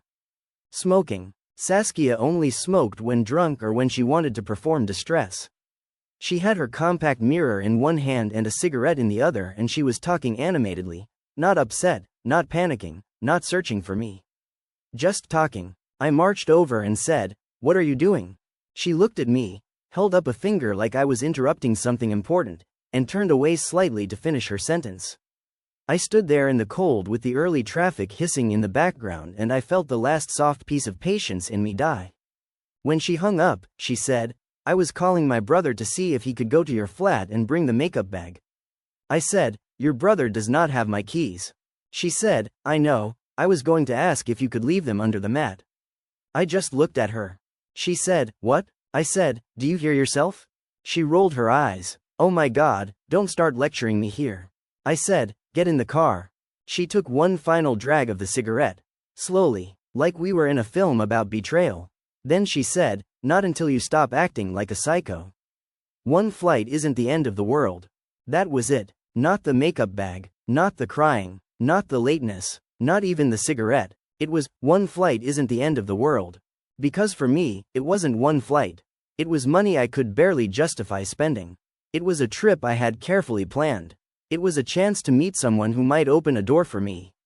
It was every small humiliation of being the responsible one translated into one perfect, stupid sentence. Your priorities only matter if I feel like respecting them. I said, "I'm leaving." She laughed. Actually laughed. Then she said, "You're not going to leave me at a service station." I said, "Get in the car." She crossed her arms and said, "Say you're overreacting and we'll go." It's hard to explain the feeling of realizing someone thinks your boundaries are a bluff because they always have been before. It's like watching a person place their full body weight on a door you've been trying to hold closed for years, certain it will give the way it always does. I said, "I am going to the airport now. If you are not in the car when I count to 3, I'm going." She smirked. Actually smirked. "Elena." I counted. 1. Nothing. 2. She shook her head like I was embarrassing myself. 3. And when she still didn't move, I turned around, walked back to the car, got in, and drove away. I was shaking so hard I nearly stalled pulling out. For the first 30 seconds I kept expecting to see her running after the car or calling or doing something that would snap the whole thing into some ordinary shape. Instead, my phone started vibrating on the passenger seat almost immediately. Call, decline, call, decline, message. Are you insane? Then, turn around right now. Then, Elena, I swear to God. Then, you cannot leave me here. Then, I was joking.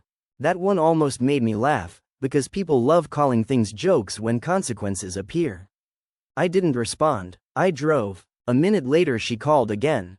I answered, against my better judgment, because some part of me still thought maybe she'd say something real, something apologetic, something that made me feel human instead of cast as the villain in her internal theater. The first thing she said was, "What the hell is wrong with you?" Not, "I'm sorry." Not, "Please come back." Not even, "I didn't think you'd actually do it."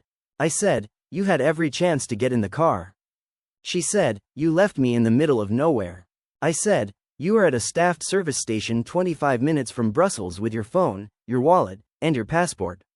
She said, "I don't care. You don't abandon people." I said, "You were not abandoned. You refused to get in the car." She said, "I was trying to solve the problem." I said, "You were smoking." She started yelling then, and I hung up because I needed to concentrate. My hands were still trembling. I made it to the airport with less margin than I wanted, but enough. I parked, hauled my suitcase through the terminal, and kept checking over my shoulder, half expecting her to appear dramatically, but of course she didn't. At security, I finally replied to one of her messages. I wrote, "If you get here in time, fine. If not, I'm boarding." She sent back 6 messages in under a minute. Most of them were variations on me being selfish, controlling, unstable, and a terrible friend. One said, "No normal person would do this." Another said, "I hope your little meeting is worth this." That one hit exactly where she knew it would. I got through security, bought another coffee, and sat near the gate with the kind of hollow adrenaline that makes food taste like cardboard and sound seem too loud. Then my phone rang again. Not Saskia, her brother, Ruben. I answered because I thought maybe something had actually happened. He started with, "What did you do?" I said, "Interesting opening." He sighed dramatically, which told me immediately whose version I was getting. He said Saskia was stranded, crying, didn't know how she was supposed to get to the airport, and that I had driven off in a rage over a small argument. I said, "Ruben, your sister was late from the minute she woke up, forgot half her things, disappeared at a service station after I told her we were leaving, and then refused to get in the car unless I apologized to her." Silence. Then he said, "Okay, but still, leaving a woman alone like that is not okay." I said, "She is not alone. She is in daylight at a public service station with transport links and a smartphone. She is 29, not 9. He said, "You know she gets overwhelmed." That sentence. If I had €1 for every time Saskia's emotions had been treated like weather everyone else was expected to plan around, I could have flown business class. I said, "And I get consequences, Ruben. Someone in this scenario had to." He called me cruel. I told him if he was so worried, he could go pick her up. He said he was already on his way. Then, in a tone that managed to be both smug and scolding, he said, "I hope this was worth ending a friendship over." I looked out the terminal window at the gray runway and said, "If this ends the friendship, it didn't have much in it to begin with." Then I hung up and immediately burst into tears in an airport seat next to a man eating a ham sandwich. That part never makes me look good when I tell the story because people assume if you cry, you must know you were wrong. But crying isn't guilt every time. Sometimes it's just the body's answer to finally doing something you should have done years earlier. I boarded alone. I took the window seat. I spent the first half hour of the flight feeling sick with adrenaline and the second half feeling like I was floating outside myself. I kept picking apart every minute. Should I have gone back? Should I have dragged her physically toward the car? Should I have waited one more minute? 2? Was I actually cruel? Was it dangerous? Was I angry enough to be unreasonable? Had I become the exact rigid, heartless person she always accused me of being? Then another thought kept returning, quieter but steadier. Why is her refusal to move less important than my refusal to tolerate it?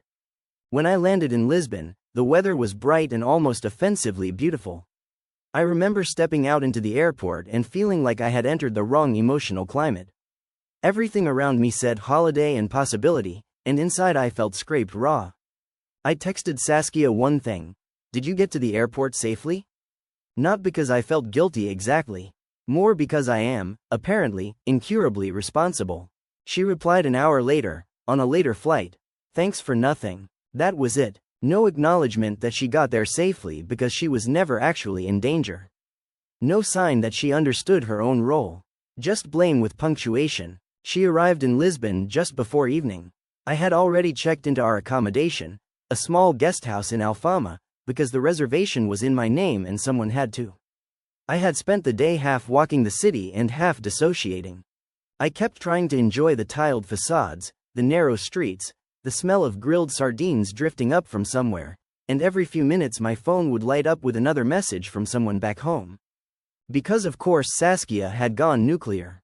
By the time she landed, 2 mutual friends had texted me asking what had happened. One wrote, "I feel like there's probably more context here," which was diplomatic but clearly loaded. Another wrote, "You really left her?" As if I had dumped her in a forest in January and not at a motorway stop with toilets, coffee, and Belgian road signage every 20 meters. Saskia arrived at the guest house with the expression of someone entering a courtroom where she had already decided the verdict. She dropped her suitcase harder than necessary, looked at me, and said, "I hope you enjoyed your peaceful flight." I said, "Did you get here okay?" She laughed once, sharp and humorless. "You don't get to act concerned." I was exhausted, beyond exhausted, the kind of tired where your soul feels overhandled. I said, "Saskia, I am not doing this if you are going to pretend this happened in a vacuum." She said, "In a vacuum? You humiliated me. I had to call my brother sobbing from a petrol station because my friend abandoned me." I said, "Your friend told you multiple times to get in the car." She said, "You were threatening me." I said, "I gave you a deadline. Because we had a flight." She said, "Normal people don't count at their friends like they're naughty children." I said, "Normal people do not refuse to get into a car on the way to an airport because they want an apology for being late." That shut her up for maybe 2 seconds. Then she said the thing that actually clarified everything for me. She said, "I didn't think you'd really leave." There it was, clean and simple. Not, "I thought we had more time." Not, "I panicked." Not, "I was being stupid." Just, "I didn't think your line was real." I asked, "Why not?" She shrugged, "Because you never do." The room went very still. And honestly, if she had slapped me, I think it would have hurt less. Because she was right, I never did. I complained, warned, planned, adjusted, covered, and smoothed things over. I had trained her not to take me seriously. I had made myself so reliable that she believed reliability meant infinite flexibility in one direction only. I said, "Well, now you know." She stared at me like she had never seen me before. Not angry this time, almost offended in some deeper way, as if I had violated the contract of who I was allowed to be in her life. The rest of that evening was ice. We went out separately to eat. The city that should have felt golden and cinematic felt brittle.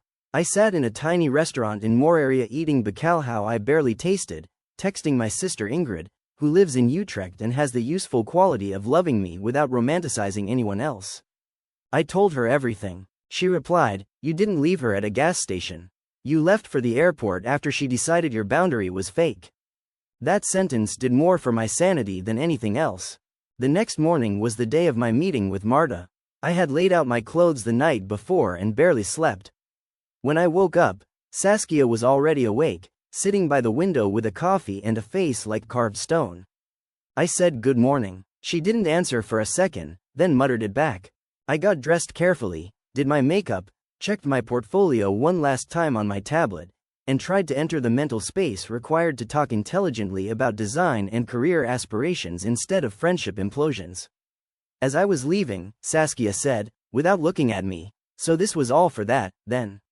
I stopped in the doorway and said, "No. This was all because you kept deciding my things mattered less than yours." She said, "Everything always has to be on your terms." I almost argued, then didn't. Because what is the point of discussing fairness with someone who thinks a departure time is a personal opinion? I went to meet Marta. We had coffee in a bright place near Principe Real. She was warm, sharp, and far more generous than she needed to be. She looked through my work carefully, asked thoughtful questions, and told me my instincts were better than my confidence. She didn't offer me a job, because life is not a film, but she did offer to connect me with a freelance project they sometimes outsourced. More importantly, She treated me like someone whose work had a future. If you've spent years feeling like the practical version of yourself buried the real one alive, that kind of recognition can split you open. I left that meeting lighter. Not healed, not transformed, but lighter. When I got back to the guest house, Saskia was on the bed scrolling her phone. She didn't ask how it went. She asked whether I had the room key because she'd forgotten hers. I handed it to her and laughed before I could stop myself. She said, "What?" I said, "Nothing. It's just impressive." She narrowed her eyes. "You're still doing this." And I realized then that nothing had changed for her. Not really. The service station wasn't a wake-up call. It was just another story in which I had behaved badly and she had been made to feel bad, which in her mind is always the greater crime. The next 2 days were awful in that uniquely adult way where you can technically function, technically sightsee, technically eat meals and walk around pretty places, while a silent war drags itself from breakfast to bedtime. We shared space because changing accommodation would have cost too much. We interacted politely when necessary. Every exchange had shards in it. At one point on Sunday, in a market near Baisha, she casually said, "Ruben thinks you had some kind of stress breakdown." I said, "Good for Ruben." She said, "I'm serious. He was really worried." I said, "Was he worried when you ignored me all morning and refused to get in the car?" She said, "You keep saying, refused, like I committed a crime." I said, "You didn't commit a crime. You just made a choice and didn't like that I made one too." She said, "I can't believe you still think this was justified." I said, "I can't believe you still think it wasn't predictable." That ended the conversation. When we got back to Belgium, the real fallout began. Friendship breakups, I have learned, are often messier than romantic ones because there is no script. People don't know who is supposed to move out, what gets returned, how to split the social map. With friendships, especially old ones, there are witnesses everywhere and history gets used like evidence by people who only heard the closing arguments. Saskia told the story first, loudly and selectively. According to her, we had a stressful morning. I snapped over something minor, left her alone at a gas station, and then enjoyed the trip anyway, while she spent the day panicking and arranging a rescue. That version spread fast because it was dramatic and easy to understand. Woman leaves friend on roadside. Villain obvious. No one asks for the operational details of villainy if the headline is good enough. A few people asked me what happened before deciding what they thought. Those people are still in my life. Others clearly preferred the entertainment value of outrage. One mutual friend, Noemi, sent me a paragraph about female solidarity and how we don't leave each other in vulnerable situations. I wrote back, female solidarity is not the endless expectation that one woman manages another woman's irresponsibility. She never answered. Another, Tomas, said, I get that she was annoying, but this seems extreme. I asked him whether he had ever missed a flight because of a friend. He said no. I asked whether he had ever spent years being the scheduler, driver, organizer, and emotional crash mat for one. He said not exactly. I said then maybe, annoying, was doing too much work in that sentence. My parents, to their credit, did not immediately scold me. My mother asked, were you afraid for your safety with her? Or just furious? I said both, in different ways. She nodded like she understood more than I'd said. My father, who is a punctual Flemish man to a degree that borders on satire, said, if she had a passport and a wallet, she wasn't stranded. That was the most supportive thing he could have said. Still, the question got under my skin. Was I justified, or had I crossed into cruelty because I was so tired of being taken for granted that I overcorrected all at once? For weeks, I would find myself revisiting tiny details as if moral truth lived there. The weather, the location, the available transport, the length of time I waited, the number of warnings I gave, her tone, my tone, whether leaving someone is always wrong regardless of circumstance, or whether refusing to be manipulated only looks like abandonment to the person who expected leverage. Then, about 3 weeks later, something happened that settled it for me more than all the opinions combined. I was having drinks with an old university acquaintance, Leander, someone I'd drifted from but always liked. He had heard some version of what happened through mutual circles and asked carefully, can I ask something blunt? I said yes. He said, is this actually about the airport, or is it about every time you've been the adult in that friendship? And I nearly cried into my beer because yes, of course it was. It was about the birthday dinner she showed up to 90 minutes late and still expected everyone to wait before ordering. It was about the weekend in Amsterdam where she forgot her debit card and somehow I paid for nearly everything until she sorted it out. It was about the concert where she lost the tickets I'd printed and then blamed me for not saving them in 3 places. It was about her calling me intense whenever I asked for basic reciprocity. It was about how some people turn your predictability into a natural resource and then act shocked when it runs out. The gas station was just the first time I stopped refinancing the same debt. After that conversation, I stopped trying to explain myself to everyone.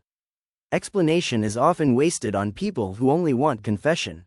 Saskia and I haven't spoken in months now.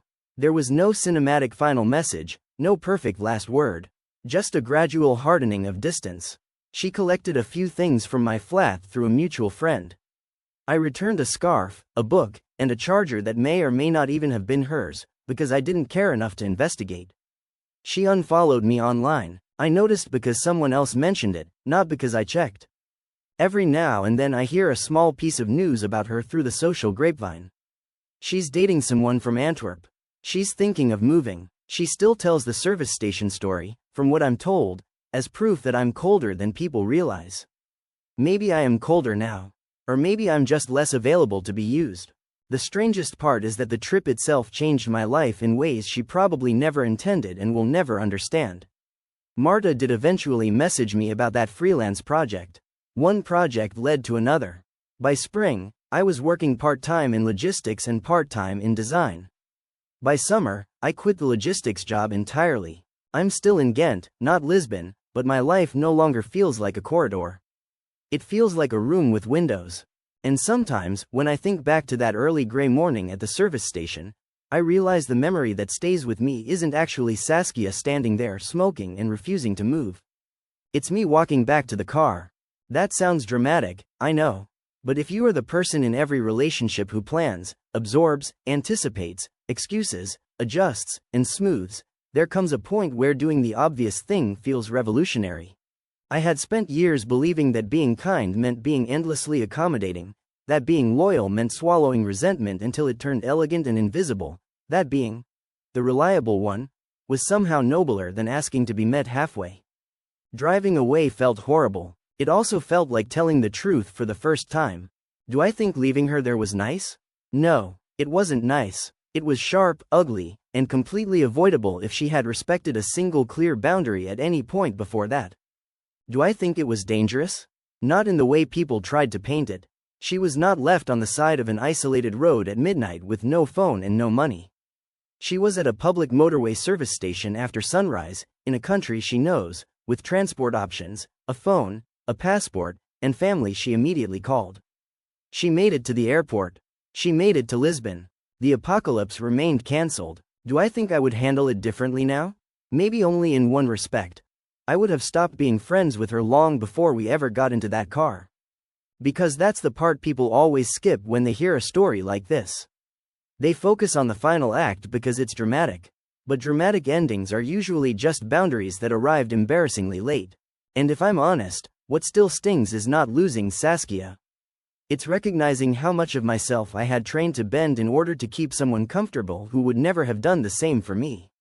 So yes, I left my friend at a service station on the way to the airport. But by the time I did, I think she had already left me in every way that mattered.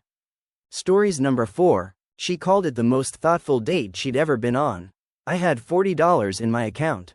I still think about that night whenever people talk about romance like it's a product you can buy if your card doesn't decline. This happened 3 years ago, in Krakow, when I was 27, broke in the humiliating adult way where you are technically employed, technically surviving, and yet one bad grocery trip can turn your entire week into mathematics. I wasn't unemployed, and in some ways I think that made it feel worse. If you have no income at all, people at least understand the crisis. But I had a job. I worked at a small independent bookshop near Casimir's, the kind of place tourists wander into because it smells like paper and coffee and looks more stable from the outside than it actually is. I loved the job in the way people love things that are quietly ruining them. It paid badly, the hours were inconsistent, and our owner liked to talk about passion whenever someone asked about raises, which is always a terrible sign. Passion is what people invoke when they don't want to pay you enough to live. My rent for a studio flat on the edge of Podgors had gone up that spring. My electricity bill had become a personal insult. My mother in Lublin had needed help covering some medication after a problem with her insurance, and I sent money without thinking because of course I did. Then my bike got stolen. Then my bank charged me some overdraft fee that felt less like a financial penalty and more like a formal letter informing me I was a clown. By the week I'm talking about, I had exactly the kind of bank balance that makes you check it twice because the number is so stupidly small it feels satirical. I had €40 worth in zloty sitting in my account, maybe a little under depending on exchange rates and my mood, and I was still 4 days away from payday. And that was the exact week I was supposed to take a woman out. Not just any woman either. Her name was Clara, and the easiest way to explain her is to say that she was the sort of person who looked expensive even in ordinary light. Not flashy, not overly polished, just composed in a way that made the rest of us seem like we had dressed in a moving vehicle. She was from Wrocław originally but had moved to Krakow for work, and I met her in the bookshop on a Thursday afternoon when it was raining hard enough to blur the trams outside the window. She came in looking for a gift for her father. That was the first thing she said to me. "Hi," she said, brushing rain from the sleeve of her navy coat. "I need a book for a man who believes most books published after 1987 are unnecessary." I laughed before I could stop myself. That was how it started. You know how sometimes someone is attractive in a way you notice, and then they say one sentence and become dangerous? That was Clara. She had dark blonde hair pinned back carelessly, silver earrings, and a face that could have belonged in some old oil painting if old oil paintings had women with dry senses of humor and extremely direct eye contact. I helped her for 20 minutes, maybe 30 if I'm honest, which was longer than strictly necessary to find a present for a difficult father. We talked about translated fiction, political biographies, cheap wine, and why some people arrange their shelves by color like they live in a furniture catalog rather than a home. She told me she worked in museum administration. I told her I sold books and occasionally wrote terrible essays I never finished. She said, terrible is often just unfinished in better clothes, and I remember thinking that if she kept talking like that I was going to embarrass myself. She left with a hardback essay collection for her father and, somehow, my number in her phone. That should have made me feel triumphant. Instead it made me feel panic in a very clean shirt. Because attraction is lovely until logistics arrive. It's easy to flirt in a bookshop. Everything smells intellectual and you can gesture at poetry. It's harder when the next step is an actual date and your financial reality is one bounced expense away from public shame. I knew the sort of women my friends imagined when they pictured a woman like Clara. Men notice beauty, yes, but men also invent entire fictional biographies for beautiful women. In the minds of half the men in Krakow, Clara probably spent her evenings drinking natural wine under Edison bulbs with architects and men named Alexander who owned linen trousers and opinions about jazz. Meanwhile I had one decent jacket, 2 collared shirts that still looked presentable, and a bank account that would not support even medium ambition. Still, she texted first that evening. That alone deserves historical notation. She wrote, "If your terrible unfinished essays are half as entertaining as your recommendations, I think you owe me coffee." I stared at the message for a full minute and then sent it to my best friend Oscar, who replied immediately, "Congratulations. Now don't be weird. Excellent advice. Impossible to apply." I texted Clara back something normal enough, and by the end of the exchange we had agreed to meet on Tuesday evening, my day off. She suggested I pick somewhere. That should have been flattering, but instead it triggered the kind of internal crisis usually reserved for national governments. Pick somewhere. With what money, exactly? For the next 4 days, romance became a budgeting exercise. My flat, at that point, contained the following: 1 nearly empty bottle of olive oil, pasta, garlic, 2 onions, canned tomatoes, rice, half a loaf of bread on its decline, tea, instant coffee, and a heroic amount of optimism that kept dying and reviving every few hours. I sat at my tiny kitchen table with a notebook and started calculating what a normal date cost in Krakow. Coffee and cake in a nice place? Possible, but risky if it turned into dinner. Dinner somewhere not embarrassing? Absolutely not. Cocktails? That was comedy. A gallery and drinks? Maybe, but museums often closed earlier than helpful and drinks always became plural. Every option seemed to depend on the assumption that I could comfortably spend money I very much did not have. I considered postponing. I considered pretending to be ill. I considered telling the truth, which in theory was noble but in practice sounded like, "Hello, I'd love to take you out, but if we split a dessert this week, my landlord may gain spiritual access to my organs." Then came the worst thought of all. What if I took her somewhere cheap and she saw me clearly? People love saying that the right person won't care about money. That's the kind of sentence people say when they either have money or have forgotten what not having it feels like. It's not really about whether someone cares. It's about what money seems to reveal. A lack of it can make you feel prematurely translated into someone smaller, less competent, less desirable, less adult. And before anyone romanticizes me too much, no, I wasn't noble and above all that. I cared very much what Clara thought of me. I wanted her to find me funny, intelligent, thoughtful, maybe even a bit mysterious if the lighting was kind. I did not want her first close-up view of my life to be me counting coins like a Dickens extra. Monday night, the night before the date, I called Oscar and said, "I may have to cancel." He said, "Why?" I said, "Because unless she wants to spend an evening being seduced by fiscal anxiety, I have a problem." He laughed. Then, when he realized I was serious, he asked how bad it was. When I told him, there was a pause. Then he said, "All right. No restaurants." I had gathered that. No bars either unless it's one drink, maximum. I am aware. Do something better. With what? With a brain. You have one. Use it. That irritated me because it was annoyingly good advice. Oscar had known me since secondary school in Lublin. He was now in Warsaw working some exhausting corporate job he claimed to hate while also becoming suspiciously good at it. He had watched me make dramas out of relatively simple emotional questions for more than a decade, so he had very little patience for my spirals. He said, "What does she actually know about you?" I said, "Not much." "What did you talk about?" "Books. Her father. Museums. Bad translations. The city." "Good. So build a date around attention, not spending." I said nothing. He continued, "If you had money, what would you do?" That question sat differently. Because if I had money, the answer wasn't steak or some rooftop with overpriced cocktails. If I had money and wanted to impress Clara specifically, I would want to show her the city the way I loved it. Not as a local trying to play tour guide, but as someone handing over a private map of meaning. The bench behind the monastery where you can hear bells at dusk. The second-hand record stall near Plaque Nawi where the owner always pretends not to remember you. The courtyard cafe hidden behind a gate everyone walks past. The view of the Vistula at night when the wind is sharp and everything feels too cinematic to be real. And then, because once I started thinking that way I couldn't stop, I had an idea so simple it felt almost embarrassing. I spent the rest of the evening planning a date that looked, from a distance, either incredibly thoughtful or deeply suspicious depending on the observer. I checked which small museum had free entry after a certain hour. I walked to a bakery just before closing and found out they sold yesterday's pastries cheaply the next morning. I bought a small wedge of cheese, apples, and a decent loaf from a discount grocer. I used almost all of what I had left on a bottle of inexpensive but respectable Portuguese red after standing in front of the shelf for 10 minutes reading labels like I was selecting a surgeon. By the time I was done, I had enough money left in my account for either tram fare or a sudden emergency, but not both. Romance had now entered the realm of tactical operations.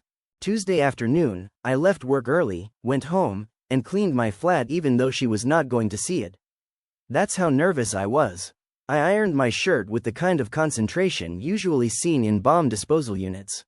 I packed bread, cheese, sliced apples brushed with lemon so they wouldn't brown, pastries, 2 paper cups, a little knife wrapped in a cloth, and the wine in an old canvas tote bag that had once advertised a literary festival I could never afford to attend. Then I checked my account balance again, because apparently self-humiliation is part of courtship. I met Clara just before 6 outside the museum on Ulica Grodska, where I had very carefully chosen a starting point that looked intentional and cultured rather than affordable and desperate. She arrived in a charcoal coat and a burgundy scarf, carrying herself with that same calm self-possession that had unnerved me in the bookshop. She smiled when she saw me, and some part of me immediately forgot every sentence I had prepared. "Hi," she said. "Hi, you look like a man with a plan." That should have comforted me. Instead I thought, yes, and if the plan goes wrong, I also look like a man with 12 zloty. I said, "I do, but I need you to trust me a little." One eyebrow lifted. That is either charming or the start of a documentary women warn each other about. I laughed, thankfully. Fair. Then I explained the first part. There was an exhibition I wanted to show her. It was small, quiet, and free after 6 on Tuesdays.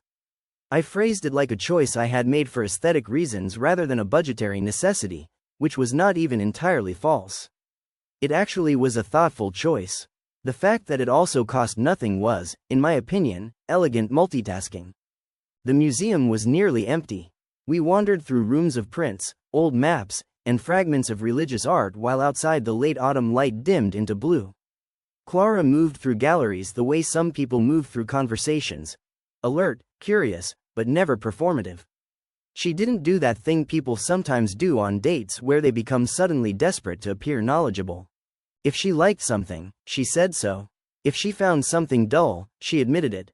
In front of a strange 19th century painting of a storm over a harbor, she leaned in and said, "I know this is probably about national identity or the sublime or grief or something, but all I can think is that this cloud looks vindictive."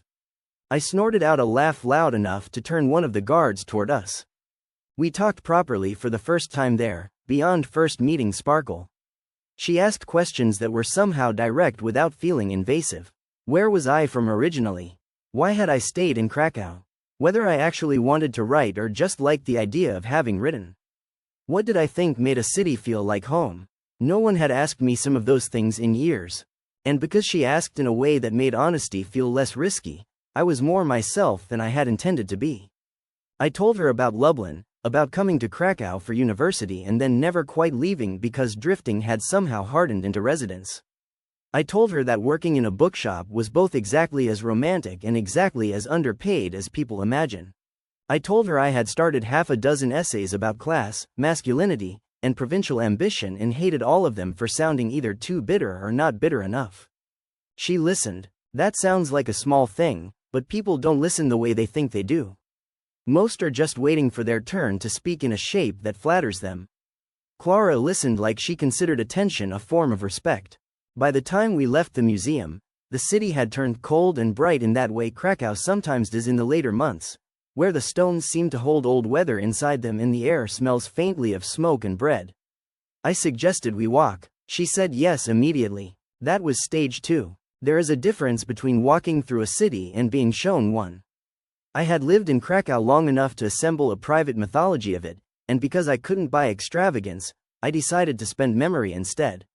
I took her through side streets instead of the obvious route. I showed her a courtyard with broken mosaic tiles where students smoked in summer. I pointed out the shuttered cinema where my father took my mother once when they were young and stupid enough to think that counted as sophistication. I showed her the church facade with the tiny carved devil hidden near the edge, the one most people miss unless someone tells them it's there. I took her to a bookseller's window I loved because the owner still arranged displays by obsession rather than marketing. At each stop I told her just enough. Not too much. I didn't want to sound like a pre-recorded audio guide having a personality crisis. I just wanted her to feel that she was being led into something. At one point, when we crossed a quieter square and the lamps came on all at once, Clara looked around and said, "You know this city like it owes you an explanation." It was such a strange, precise sentence that I stopped walking. "What does that even mean?" I asked. She smiled. "It means you're not just showing me places. You're showing me your argument with them." I don't think anyone had ever described me more accurately. I wish I could say I relaxed then, but the truth is I became more nervous. Because up to that point, I had successfully hidden the economic framework under the aesthetic one. But stage 3 of the evening was the dangerous part, the part that could either come across as intimate and lovely or as a sign that I had perhaps escaped from mild supervision. We reached the embankment near the Vistula just as the last of the light was giving up. The river looked like dark metal. Across the water, the city was all amber windows and moving reflections. There was a bench a little farther along, not especially hidden but tucked away enough to feel chosen. I stopped and said, with what I hoped was confidence, "All right. This is where I risk sounding either thoughtful or deranged. She folded her arms, amused. Please continue. I support both possibilities. I lifted the tote bag. She blinked. What is that? Dinner, I said. For half a second, no expression crossed her face at all. And in that half second, my entire nervous system left my body and hovered above the river. Then she laughed, but warmly, not mockingly. You brought a picnic? A very weather-inappropriate one, yes. She looked delighted. Actually delighted. Not politely charmed. Not indulgent. Delighted in the pure way adults rarely allow themselves to be. Oh, this is absurd, she said. I love it. I cannot overstate the relief. If someone had checked my pulse, I would have medically qualified as a bird. I spread out the cloth I'd brought, took out the bread, cheese, apples, pastries, and wine with all the seriousness of a man unveiling treasure, and Clara kept smiling in a way that made me feel, for the first time all week, like I had not built the evening out of lack. I had built it out of intention. We sat on the bench with the food between us and paper cups full of wine, and for a while the city around us became background to the small republic of that bench. The bread was better than it had any right to be. The cheese was ordinary but improved by cold air and nerves. The pastries were slightly crushed. The wine was drinkable in the democratic way of all red wine consumed outside under imperfect circumstances. Clara took a sip and said, "This is either very cheap or very niche." I nearly choked. She saw my face and immediately laughed. That was not a criticism. I said, "Good, because I think it may be both." Then there was a tiny pause, and I had a choice. I could continue performing mild mystery and let the date become one of those polished stories people tell later, or I could tell the truth and risk collapsing the whole thing. I don't know what made me do it. Maybe the walk, maybe the museum, maybe the way she had listened. Maybe I was tired of feeling like my finances were a dirty family secret I had somehow personally authored. So I told her. Not everything at once, and not like a confession dragged out under interrogation. Just the facts, lightly. I said, for the record, this is not me being charmingly rustic on principle.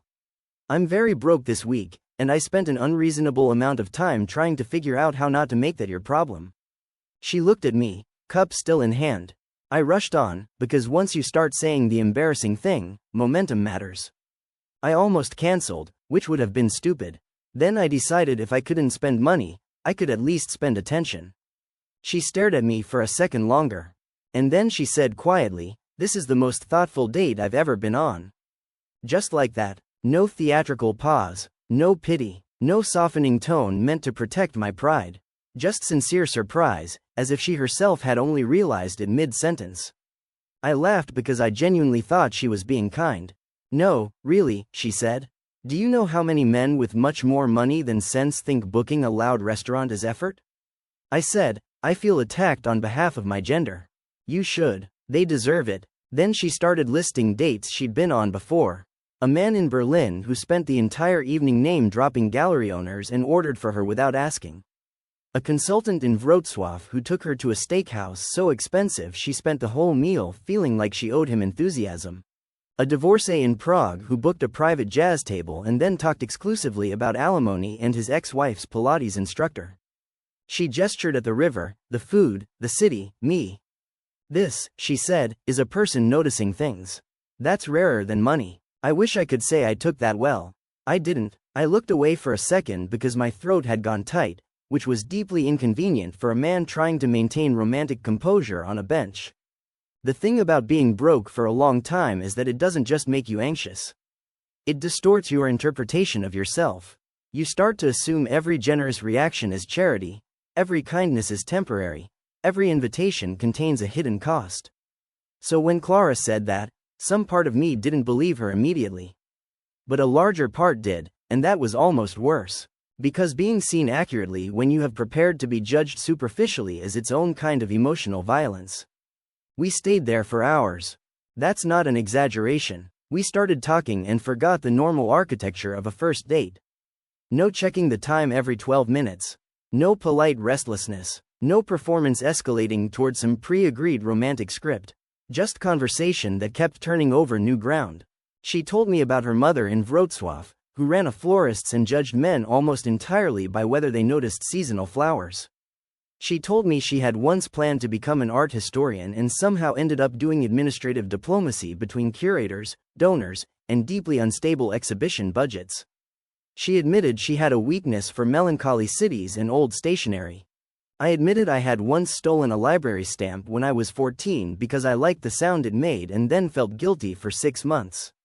She said, "That is the least rebellious crime imaginable." I said, "I contain multitudes, but none of them are dangerous." She asked about my family. I told her about my mother's stubbornness, my father's silence, the way both of them loved without ever becoming verbally comfortable with the fact. I told her my parents had spent years thinking moving to Krakow would either make me successful or unbearable, and it had mostly just made me expensive to feed when I visited. She laughed. At some point the subject turned, as it often does when people are trying not to ask direct questions too soon, toward old relationships. Clara had been with someone for 4 years before moving to Krakow. A man named Henrik, Danish-Polish, who had been competent, handsome, articulate, and emotionally built like a locked municipal archive. He wasn't cruel, she said. He was just so composed that after a while I felt like my emotional range was an administrative burden. I understood that more than I said.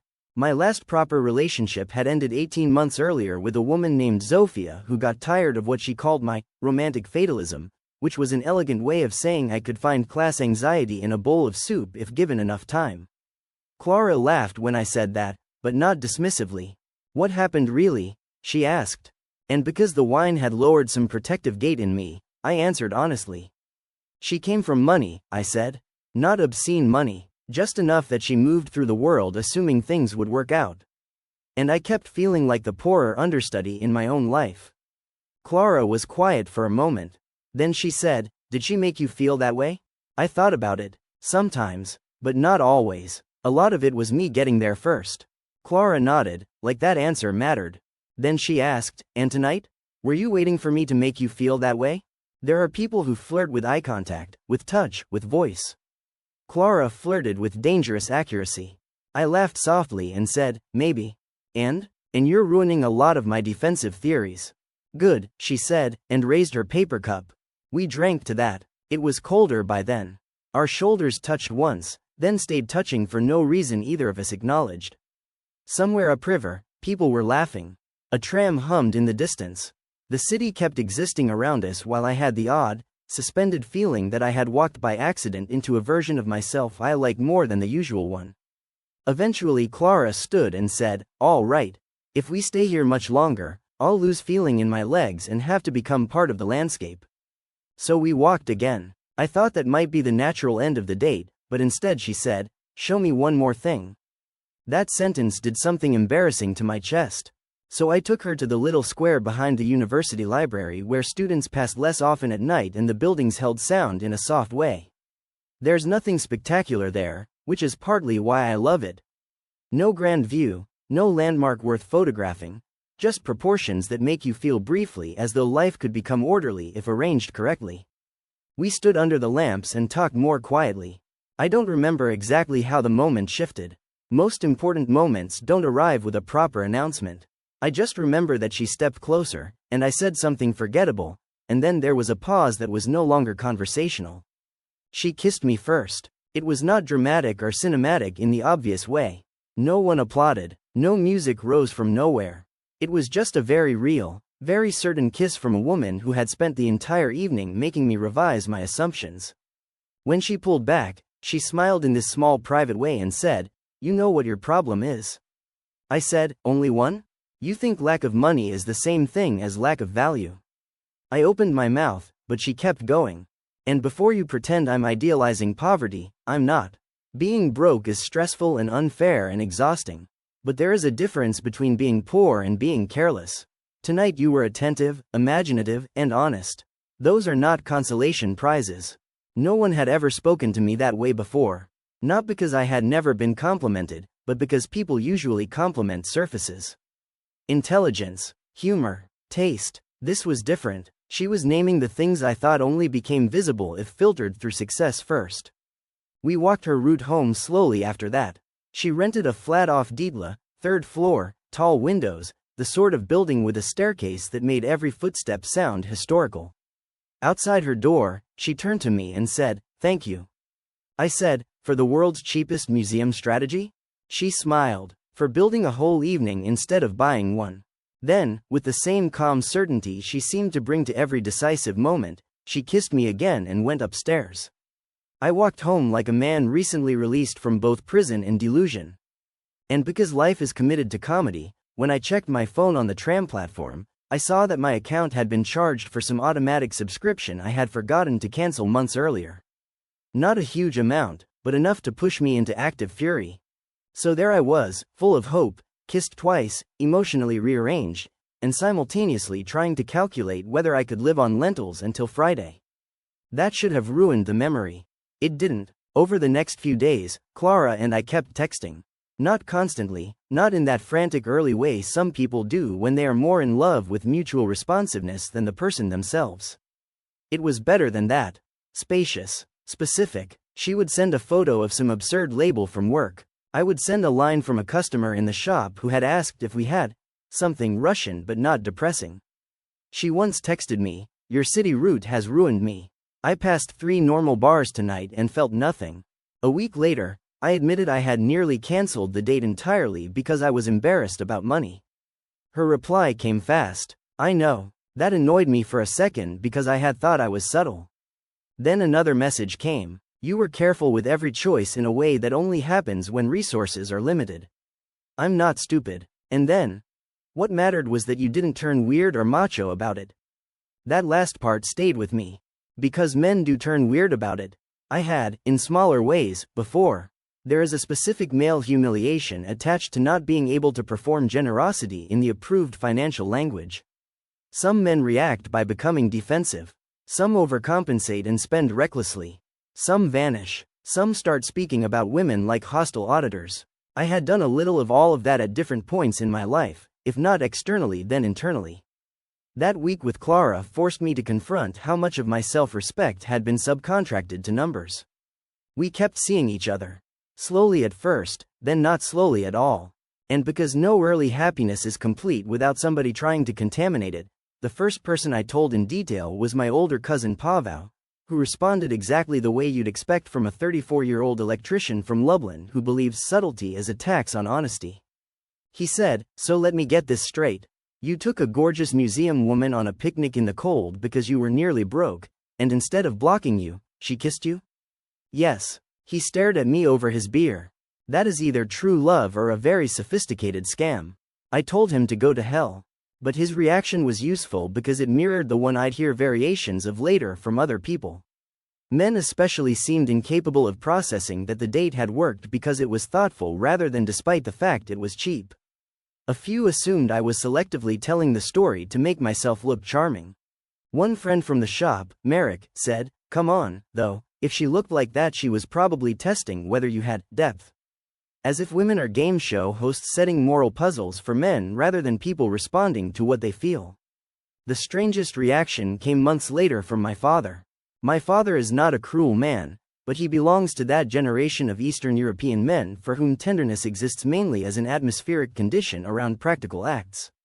He fixes your shelf, brings you apples, says your coat is too thin, and in his mind that covers the entire emotional syllabus. When I told my parents about Clara during a visit to Lublin, my mother wanted details immediately. My father listened from the kitchen table with the carefully neutral expression men like him wear when they are trying not to seem interested in romance.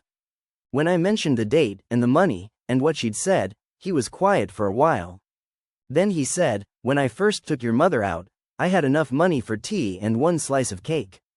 So I bought the cake, and then I lied and said I didn't like cake." My mother, from the sink, said, "He looked at that cake the way priests look at heaven." I laughed so hard I nearly spilled my tea. My father shrugged, embarrassed now that the story had escaped. Then he said something I have never forgotten. "If someone is choosing you carefully, they notice what you are making possible, not just what you are buying." That may be the closest he has ever come to giving me relationship advice. Clara and I dated for almost 2 years after that first night. I know some people reading a story like this want the ending to be either grandly permanent or catastrophically ironic. Life, unfortunately, is more literate than dramatic.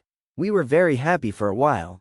Then we became complicated in the ordinary ways adults do when affection is real but timing and ambition develop sharp edges. She was eventually offered a better position in Vienna. I had just started making serious progress with my writing, publishing essays in small journals, picking up freelance editing work, slowly building a life in Krakow that no longer felt accidental. We tried long distance for 8 months. Then we tried pretending the strain was romantic. Then we stopped lying. Our breakup was sad, respectful, and almost offensively mature. No betrayal, no screaming, just 2 people on a train platform in winter admitting that love is not always a machine that can survive geography, exhaustion, and competing futures. Even now, years later, I still don't think of her bitterly. Some people change your life by staying.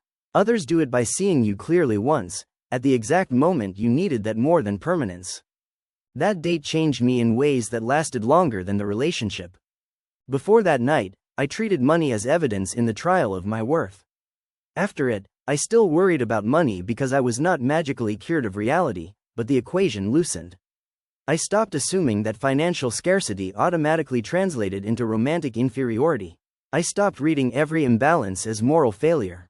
I became less ashamed of improvisation. More importantly, I became less susceptible to the kinds of people who confuse display with care. The first essay I ever published that got real attention was about class and courtship in modern cities. I never sent it to Clara, though I suspect she would have recognized herself in some of the gentler lines. In it I wrote that poverty does not just restrict your options, it colonizes your imagination. It makes you assume elegance belongs to other people, that tenderness must be purchased in approved forms, that you are asking for too much if you want to be loved without first proving fiscal competence. That essay paid €300, which, to be honest, felt like cosmic reimbursement. I eventually left the bookshop. The owner gave me a speech about creative courage that I would have found moving if he had not also still owed me holiday pay. I started freelancing full-time, editing, writing, translating when necessary, teaching a few workshops.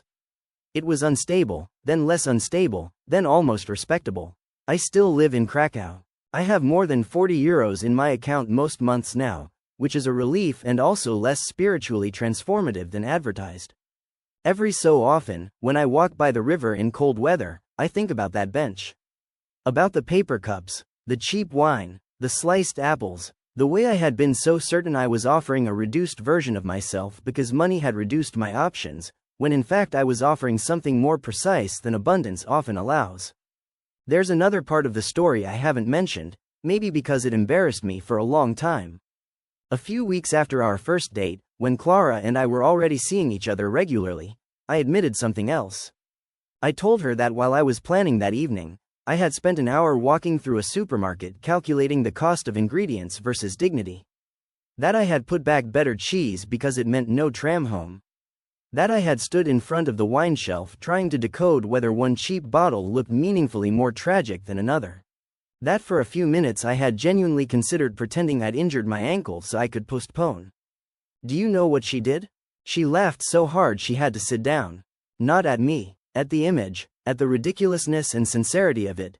Then she said, "I'm glad you didn't postpone." "So am I," I said. She looked at me a second and added, "But for what it's worth, if you had told me then, I would have understood." Maybe she would have, maybe not, maybe the date still would have been lovely. But I'm oddly glad I didn't lead with apology. There is a difference between honesty and asking someone to forgive your shame. If I had one son or younger brother or friend asking me now what to do in that situation, I would tell him this: don't spend what you don't have just to impersonate security. Women are not all the same, people are not all kind, and yes, some dates will absolutely judge you by your resources. That is real, but if someone can only recognize care once it has been converted into expensive atmosphere, it is better to learn that early, before you start financing your own misinterpretation. Also, and this part matters, cheap is not the same as thoughtless. Broke is not the same as passive.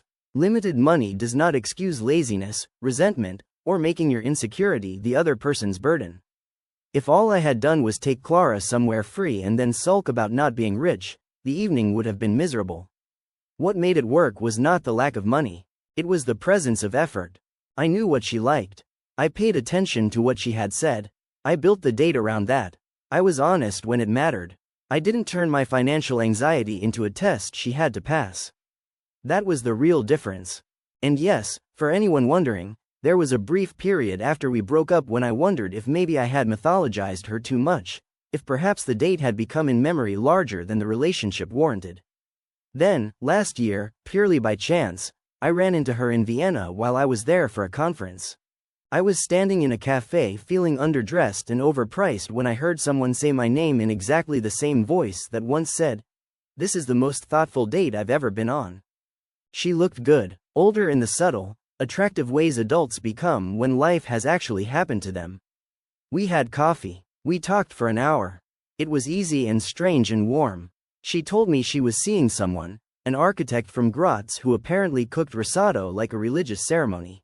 I told her about my work, my flat, my mother's improved health, my father's continued refusal to admit he owns emotions.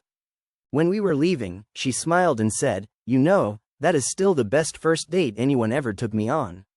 I laughed and said, "That date was one bounced bill away from cancellation." She shrugged. "Exactly." Then she kissed my cheek and went back out into her life. I stood there for a while after she left, holding a coffee I had already finished, thinking about how strange it is that some of the moments that define you look so flimsy from the outside. A bench, some bread, a cheap bottle of wine, €40 in a bank account, and an ego one rejection away from folding in half. And still, if you had asked me that week what poverty took from me, I would have given you a long and justified list. Ease, confidence, options, sleep, appetite, the ability to enter social situations without running cost analyses in the background like cursed software. But that week also forced me to strip romance down to the parts that mattered most. Attention, imagination, honesty, observation, a willingness to offer something real instead of reaching for the nearest approved symbol of effort. So yes, she called it the most thoughtful date she'd ever been on. And I had €40 in my account. Maybe a little less, actually. But for one night, sitting by the river in a city I loved with a woman who saw me more clearly than I saw myself, I felt richer than men who spend hundreds to avoid being known. Stories number 5. My boyfriend met my parents and it didn't go well. I want a stranger's opinion on the situation. I thought the worst part of introducing your boyfriend to your parents would be the awkward small talk. I did not expect to sit at my childhood dinner table in Lyon and realize, halfway through the main course, that I might be watching the end of my relationship and the end of the version of my family I had spent years trying to protect. I'm 21, and my boyfriend Adrian is 26. We've been together for a little over a year. I know that age gap isn't dramatic, but I mention it because I think it matters to the dynamic, or maybe it matters to how everyone around us sees the dynamic. I've gone back and forth on whether I'm overthinking it. He's never treated me like a child, not in the obvious way people describe online, and if anything, one of the things I liked about him in the beginning was that he seemed steady. He had an apartment, a routine, a way of carrying himself that made me feel like life didn't always have to be chaos. I met him in Geneva when I was there for part of my studies. He works in logistics for a company that handles medical equipment distribution, which sounds boring when I write it out, but in real life it mostly means he is annoyingly competent at everything involving schedules, planning, routes, and making sure things actually happen when they're supposed to. I'm from Lyon. My mother, Sylvie, still lives there with my father, Laurent, in the same apartment I grew up in near the 6th arrondissement. My younger brother, Hugo, is 17 and still at home. My older cousin Clemence basically lives between her own flat and my parents' place because our family is the kind where cousins drift in and out so often they stop feeling like guests. My grandmother, Mireille, lives across the river and appears when nobody asks and vanishes when there is actual work to be done. This is relevant because my family has always looked close from the outside. We do Sunday lunches, birthdays, name days, Christmas Eve, random dinners, just because, and all the little rituals that make people say things like, "You're lucky to have such a close family." And I am lucky in some ways. But I also grew up in a house where love and criticism sat so close together that for years I couldn't tell the difference between someone caring about me and someone controlling me. My mother calls it being honest. My father calls it having standards. My brother calls it Tuesday. That sounds dramatic, but I don't mean my family is monstrous or abusive in some cinematic way. I mean, they are the sort of people who can make you doubt your own memory with a raised eyebrow and a quiet little laugh. If I came home happy about something, they could deflate it without technically saying anything cruel. If I wore a dress my mother didn't like, she'd kiss my cheek and then say, "You're brave to choose that cut." If I got a very high grade but not the highest in class, my father would say, "Good. So now you know you can still push more." If I cried over a breakup at 16, my mother sat at the foot of my bed, stroked my hair, and said, "Better to learn young that men always show themselves eventually." You can imagine what kind of ideas that gives a girl about love, trust, and what counts as normal behavior. Adrian knew some of this, though maybe not enough. I'd told him my parents could be a bit intense. That was the phrase I used for months, which now feels ridiculous. A bit intense is how you describe a professor who loves deadlines, not two people who can turn a dinner into a courtroom hearing. But I also didn't want to poison his view of them before he met them, partly because I still wanted that fantasy where the people you love just naturally fit together if everyone makes an effort. For most of our relationship, it had been easy to avoid the official meeting. My parents knew I was seeing someone, but there were always reasons not to arrange it. Adrian had work, I had exams, my father had one of his endless bad moods. My mother was too tired for guests, which in family language means she did not feel like putting on her nice face. But eventually all the excuses ran out. My mother started asking questions in that deceptively light voice she uses when she's already decided something. "How serious is it? Is he ashamed? Are you hiding him? Does he not care to meet us? Does he understand that if he dates you, he dates your family too?" That last one should have been a warning. The dinner happened last Saturday. My mother insisted on making it simple, which in her world means only 2 starters instead of 3, roast chicken with thyme and lemon, gratin dauphinois, green beans with garlic, cheese, tarte aux poires, and coffee. Simple. I arrived early because I knew she'd want help, and also because I wanted a little time to test the emotional temperature of the room before Adrian got there. That was my first mistake. Arriving early meant I got an hour alone with my mother while she cooked and found subtle ways to make me anxious. She asked what Adrian was wearing, and when I said probably a navy shirt and dark trousers, she said, "Good, so at least he understands the concept of respect." Then she asked if he was still renting, and when I said yes, because most people our age are renting, she hummed in a way that suggested failure. She asked if his parents were still together. I said yes. She asked what his mother did. I said she had been a nurse. My mother said, "Had been?" And I explained she retired early because of chronic pain. My mother gave me that look like she was filing away material for later. My father was less chatty, which is almost worse. He read the paper at the kitchen table and only contributed the occasional comment, usually to remind me not to romanticize mediocrity. At one point he asked whether Adrian spoke English or German better. I said both well enough for work, and French obviously. My father said, "I asked which better. That's how he is. Every question is an exam you are already failing." Hugo, to his credit, tried to lighten things. He stole cheese, got scolded, and whispered to me that if Adrian survived the aperitif he should get a medal. I laughed, but my stomach was already tight. Adrian arrived with flowers for my mother and a bottle of wine for my father. Not expensive in a flashy way, just thoughtfully chosen. He'd even asked a wine merchant in Geneva for something French enough not to seem like he was showing off by bringing Swiss wine to a French household. That is who he is. Careful, strategic, trying to be considerate from every possible angle. He looked handsome and a little nervous. I remember feeling this wave of tenderness when I saw him at the door, because for a second I thought, he is trying so hard for me. My mother accepted the flowers, smiled properly, and kissed him on both cheeks. My father shook his hand and said, "Traffic from Geneva was kind?" It sounded polite if you didn't know him, but it was really a little test. Were you late? Were you stressed? Did you complain? Did you manage the journey competently?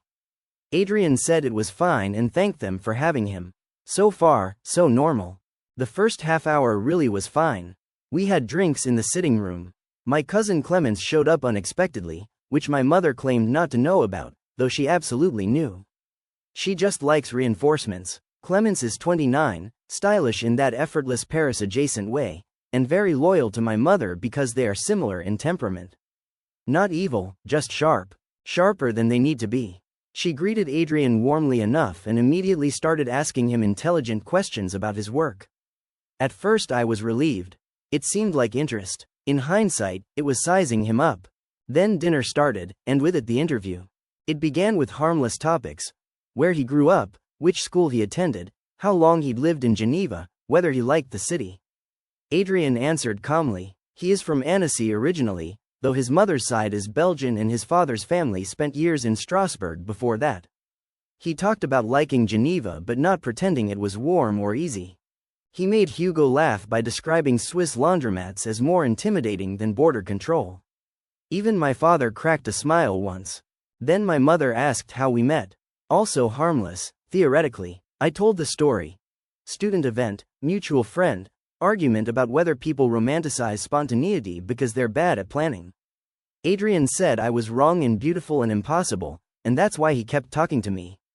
Everyone laughed. I relaxed too soon. My father asked what Adrian's intentions were. I need to explain the tone here because written down it sounds like a joke. It was not a joke. He said it while cutting chicken, not looking up, as if asking someone to pass the salt. But the whole table heard it. My face went hot instantly. Adrian, to his credit, didn't freeze. He asked, in what sense? Which was probably the best answer available. My father said, in the sense that my daughter is young, and I like clarity. My mother jumped in with, Laurent, in that fake chiding voice people use when they fully agree with the rude thing.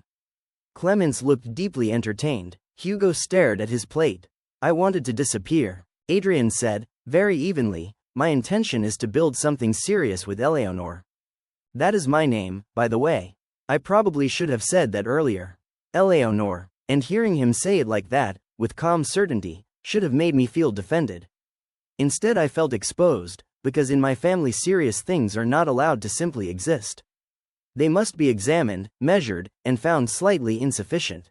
My father asked what serious meant to him. My mother asked whether he believed women should adapt their careers around relationships. Clemence asked if he wanted children. This all happened within maybe 3 minutes, and even now I feel insane typing it because it sounds impossible, like parody, but I swear it happened exactly this way. They turned him into a panel interview candidate for the role of person allowed near their daughter. Adrian kept answering. He said serious meant mutual commitment, honesty, respect, and making decisions together. He said he did want children one day but not as an abstract timeline to impose on a woman. He said careers mattered for both partners, and sacrifice had to be mutual and discussed, not assumed. These were good answers, thoughtful answers. I could tell he was trying not to sound defensive. And maybe that annoyed my father even more. Because then my father said, "You speak very smoothly." The room went strange after that. Adrian didn't respond immediately. My mother laughed softly and said, "He means you're articulate." But that wasn't what he meant. We all knew it. My father meant rehearsed, manipulative, salesman. He meant don't think we can't see through charm. Adrian put down his fork and said, "I'm not sure how to answer that." My father shrugged. No need. I've met articulate men before. It was such a small sentence, but it carried that particular insult adults use when they want plausible deniability. If you object, they act wounded and say you misunderstood. If you let it pass, it poisons everything. I said, "Papa, that's unfair." He looked at me as if I'd interrupted a lecture. Is it? My mother stepped in again, smiling, smoothing, pretending to be peace itself. She asked Adrian about his apartment, whether he lived alone, whether I stayed there often, whether his building was secure, whether he cooked for me or expected me to cook. If that sounds invasive, yes. It was invasive, and every answer he gave seemed to generate 3 more questions. Not warm questions, not curiosity, cross-examination disguised as concern. Then came the thing that changed the whole night. My mother asked, "And do your parents know you are dating someone younger?" You know how sometimes one sentence makes it clear that everyone has been pretending until then? That was the moment, because up to that point, the tension could maybe still be explained as parental protectiveness mixed with bad social skills. But when she said younger, the way she said it made it clear she saw me not as an adult daughter bringing home a partner, but as a naive little girl being noticed by an older man. Adrian said, "Yes, they do." My mother tilted her head. "And they weren't concerned?" He answered carefully. "Concerned about what?" She smiled. "The stage of life difference. I think if she had spoken directly, I could have handled it better. If she had simply said, I worry because you're 21 and he's 26, then maybe we could have had an honest, uncomfortable conversation. But instead she made everything slippery. Suggestive, she wanted to imply without owning the implication. Adrian said, I understand why people notice the age difference, but Eleanor and I are very open with each other, and I don't make decisions for her. My father said, no, I'm sure you don't. Again, tone. Tone is everything. He made it sound filthy. I said, louder this time, can we not do this? My mother turned to me immediately and said, do what, darling? That word, darling, she always uses it when she knows she's cornering me. Interrogate him, I said. She blinked slowly. We are having dinner. We are talking. Clemence sipped her wine and stared at the table like she didn't want to be involved, which is what she does when she very much enjoys being involved. Hugo looked physically ill. Adrian, who had been remarkably composed, said, it's all right. And I think that was the second major turning point, because I loved him for trying to protect me from the conflict, but I also hated that he said it was all right when it absolutely was not. Something in me felt suddenly 12 years old again, sitting quietly while the adults decided what reality was. No raised voices, no broken plates, just everyone calmly pretending the cruelty wasn't cruelty because no one had used a swear word yet. My father asked Adrian how many relationships he'd had before me. My mother asked whether any of them were closer to his own stage in life. I actually laughed at that, out of disbelief more than humor. My father told me not to be disrespectful in his house. I wish I could say that's when I stood up, defended myself, defended Adrian, and walked out like a person in a film who has finally found her self-respect. What really happened is uglier and more embarrassing. I froze. Completely. I stared at my plate and said almost nothing for what felt like ages. Adrian answered fewer questions after that. He became careful in a different way. Not open, but guarded. When my mother asked whether he saw marriage as important, he said that was private between the people in the relationship. My father said, so no. Adrian said, that's not what I said. My father said, then say what you mean. It was unbearable. At one point Hugo quietly tried to change the subject by asking Adrian about skiing near Annecy, and my father actually ignored him and continued asking about finances. Finances. At dinner. With someone he had met less than an hour earlier. He asked whether Adrian earned enough to support a family. Adrian said he earned enough to support himself comfortably and that he didn't believe in framing relationships in those terms. My father said, that is a modern way of avoiding a very old responsibility. Adrian said, or a modern way of respecting women. My mother inhaled sharply like someone in a play hearing the first forbidden line. I knew then that my father would never forgive him for that sentence, even though I privately wanted to cheer. The food tasted like nothing by then. My mother served the cheese course with the expression of a woman hosting civilized company in wartime. Clemence suddenly decided she needed to leave early, which told me even she recognized the evening had gone beyond sharp banter and into something uglier. Before she left, she kissed me and whispered, call me tomorrow. In our family that can mean sympathy, gossip, or both. Dessert was somehow worse because everyone was trying harder to seem normal. My mother brought out the tart aux poires and praised the pears as if the fate of Europe depended on their texture. My father asked Adrian if he followed politics. Adrian said yes. My father tried to bait him into an argument about labor reforms. Adrian stayed diplomatic. My father seemed offended that he would not either surrender or fight directly. There was no winning. Then my grandmother, Mireille, arrived. Yes, in the middle of dessert. She had apparently just been nearby, which no one believed. My mother had almost certainly invited her as backup or audience. My grandmother is one of those women who can seem delightful for exactly 20 minutes if you don't know her. Elegant, silver-haired, dramatic scarves, old perfume, stories about Marseille in the 70s. She swept into the room, kissed everyone, and said, so this is the famous Adrian. I saw Adrian's face when she said famous. He had reached the point where every small remark felt loaded, because it was. Mireille sat down uninvited, accepted coffee, and began the second round of evaluation, only hers was more openly theatrical. She asked Adrian whether he danced, whether he cooked, whether he had a temper, whether he was faithful by nature or by discipline. I am not joking. Those were her words. Faithful by nature or by discipline? Adrian actually laughed once, short and incredulous, and said, I wasn't aware there would be an oral examination. That was the first time all night he sounded angry. My father said, a man shouldn't mind questions if he has nothing to hide. And Adrian said, a family shouldn't confuse questions with entitlement. Silence. Complete silence. Even now I feel sick remembering it. Because he was right, entirely right, but he had crossed the line you cannot cross in families like mine. He had named the thing. Once you name the thing, everyone stops pretending and punishes you for making the hidden rules visible. My mother put down her fork and said, very quietly, you are a guest in our home. Adrian answered, yes, and I have tried to behave like one. That was when I finally spoke properly. I said, he has. My voice shook, which I hated. You've all been rude. My father turned to me and said, enough. I said, no. That one word felt like jumping from a roof. Ridiculous, considering I'm an adult woman. But that's what it felt like. My whole body was shaking. I said they had been invasive and condescending all evening, and that if they were worried about me, they could speak to me with respect instead of treating Adrian like he had appeared to steal me in the night. My mother said nobody thought that. I said, then why are you acting like this? She said, because I know you. And that hurt in a way I still can't fully explain. Because what she meant was not I love you. She meant I know your weaknesses, your blind spots, your softness, how easily you can be influenced. She meant I know you better than you know yourself, and therefore I reserve the right to decide whether your judgment is real. Adrian reached for my hand under the table.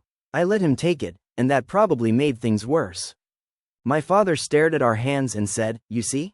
This is exactly why families ask questions.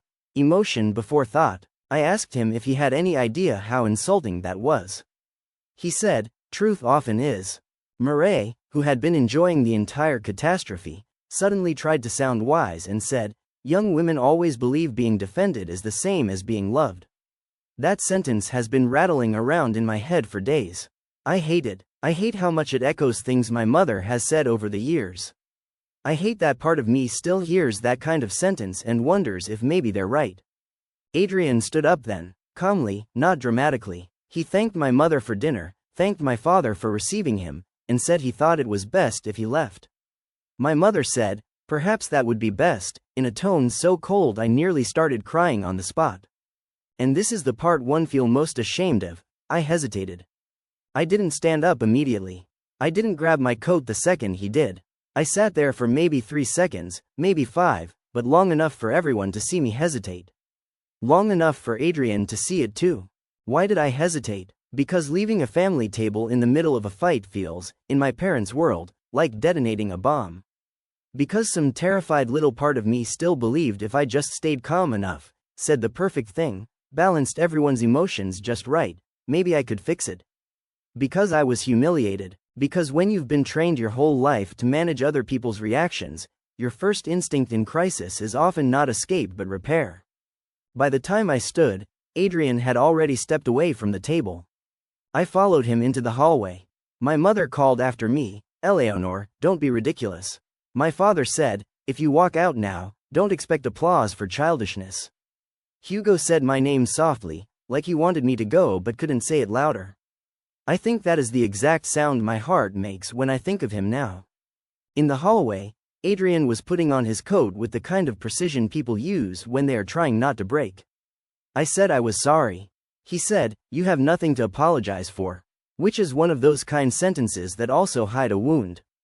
Because of course I did have something to apologize for. Not for my parents' behavior, but for bringing him into that room underprepared and then freezing while it happened.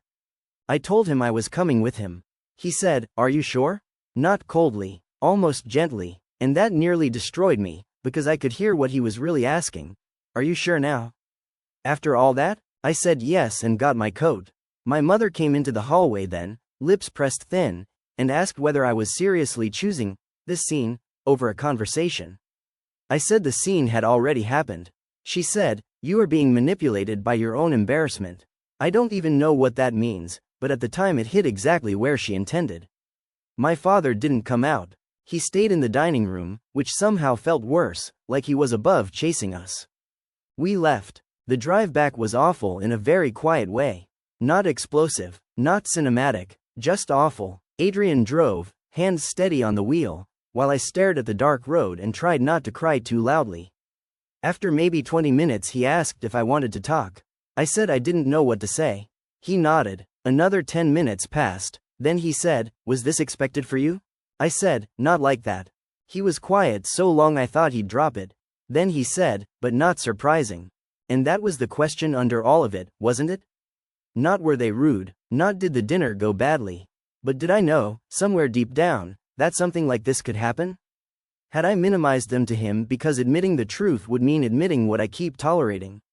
I said I knew they could be difficult, but I genuinely did not expect that level of hostility. He asked if they'd done things like this before with friends or previous boyfriends. I said not exactly, because no previous boyfriend had lasted long enough or mattered enough to bring home properly. There had been comments, judgments, dismissals, but not a direct confrontation like that. Then he asked the question I still don't know how to answer cleanly. He said, "Why didn't you stop it sooner?" I started crying harder at that point because I knew it was fair. I told him I froze. I told him I hate conflict with them because they twist everything and make me feel 12 years old. I told him I should have shut it down, that I was sorry, that I was so sorry. He said he believed me. He also said it was hard to sit there and feel like he was being tested not only by them, but by my silence. That part hurt because it was true. When we got to his flat in Geneva, we sat in the kitchen for almost 2 hours. No lights except the one over the stove. He made tea because he always makes tea when things are bad, which is such a small, decent habit it makes me want to cry even now. We talked more honestly than we maybe ever had.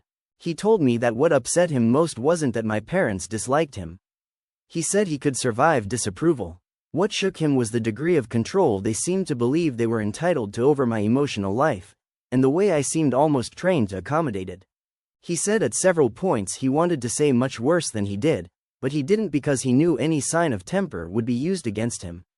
He said he felt set up, like the purpose of the dinner had not been to know him but to destabilize him. I said I thought he was right. He asked whether my parents often make me feel like I have to defend my reality. I said yes before even thinking. Then I got embarrassed for how quickly I answered. We spoke about the age difference too, because it would have been stupid not to. He said he had always been aware people might have opinions, but he never wanted to become a man who hid behind maturity to avoid scrutiny. He said if I ever felt our relationship gave him too much power, he needed me to tell him. That mattered to me. It still does. He didn't become self-righteous about it. He didn't say my parents were insane and therefore we should ignore all concerns forever. He said scrutiny is one thing, disrespect is another. At around 1 in the morning he asked whether I was staying. I said I thought maybe I should go back to my student apartment because I didn't want to make any decisions while emotional. He nodded and drove me there. Before I got out of the car, he said, "I love you, but I can't do a life where your family gets to put me on trial and you hope surviving it is the same as acceptance." I barely slept. The next morning my phone was a battlefield. My mother had sent 6 messages ranging from icy to wounded. The first said, "I hope you have calmed down." The second said, "No decent man speaks to a family elder the way he spoke to your grandmother." The third said, "You are too inexperienced to see what is happening." Then one saying they had only asked normal questions. Then another saying Adrian's defensiveness told them everything they needed to know. Then finally, "When you are ready to speak respectfully, call me." My father sent one message: "Infatuation is not a personality." That one almost made me laugh, just because of how absurdly cruel it is. Clemence called before noon. I answered because I wanted at least one person in the family to tell me I wasn't imagining things. She surprised me by being more balanced than usual. She said the dinner had been too much, and that my father had gone in with his mind made up. But then she also said Adrian had been combative, and should have understood that parents ask difficult questions. I asked whether she would have tolerated that treatment from a partner's family. She paused too long and then said, "That's different." Which means she knew the answer. Hugo texted me from his room, because apparently even inside the same apartment everyone in my family prefers digital communication when cowardice is convenient. He wrote, "For what it's worth, they were awful. Don't let them rewrite it." I nearly cried from relief. He is 17 and somehow already sees through them more clearly than I did at his age. Later that afternoon, my grandmother left me a voicemail so theatrical I almost admire it. She said families ask questions because the world is dangerous and that one day I would thank them for guarding the gate. Guarding the gate. I felt sick listening to it.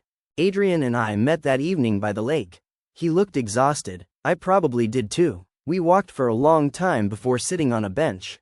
He asked whether I'd spoken to my parents. I said not properly. He asked what I wanted to do.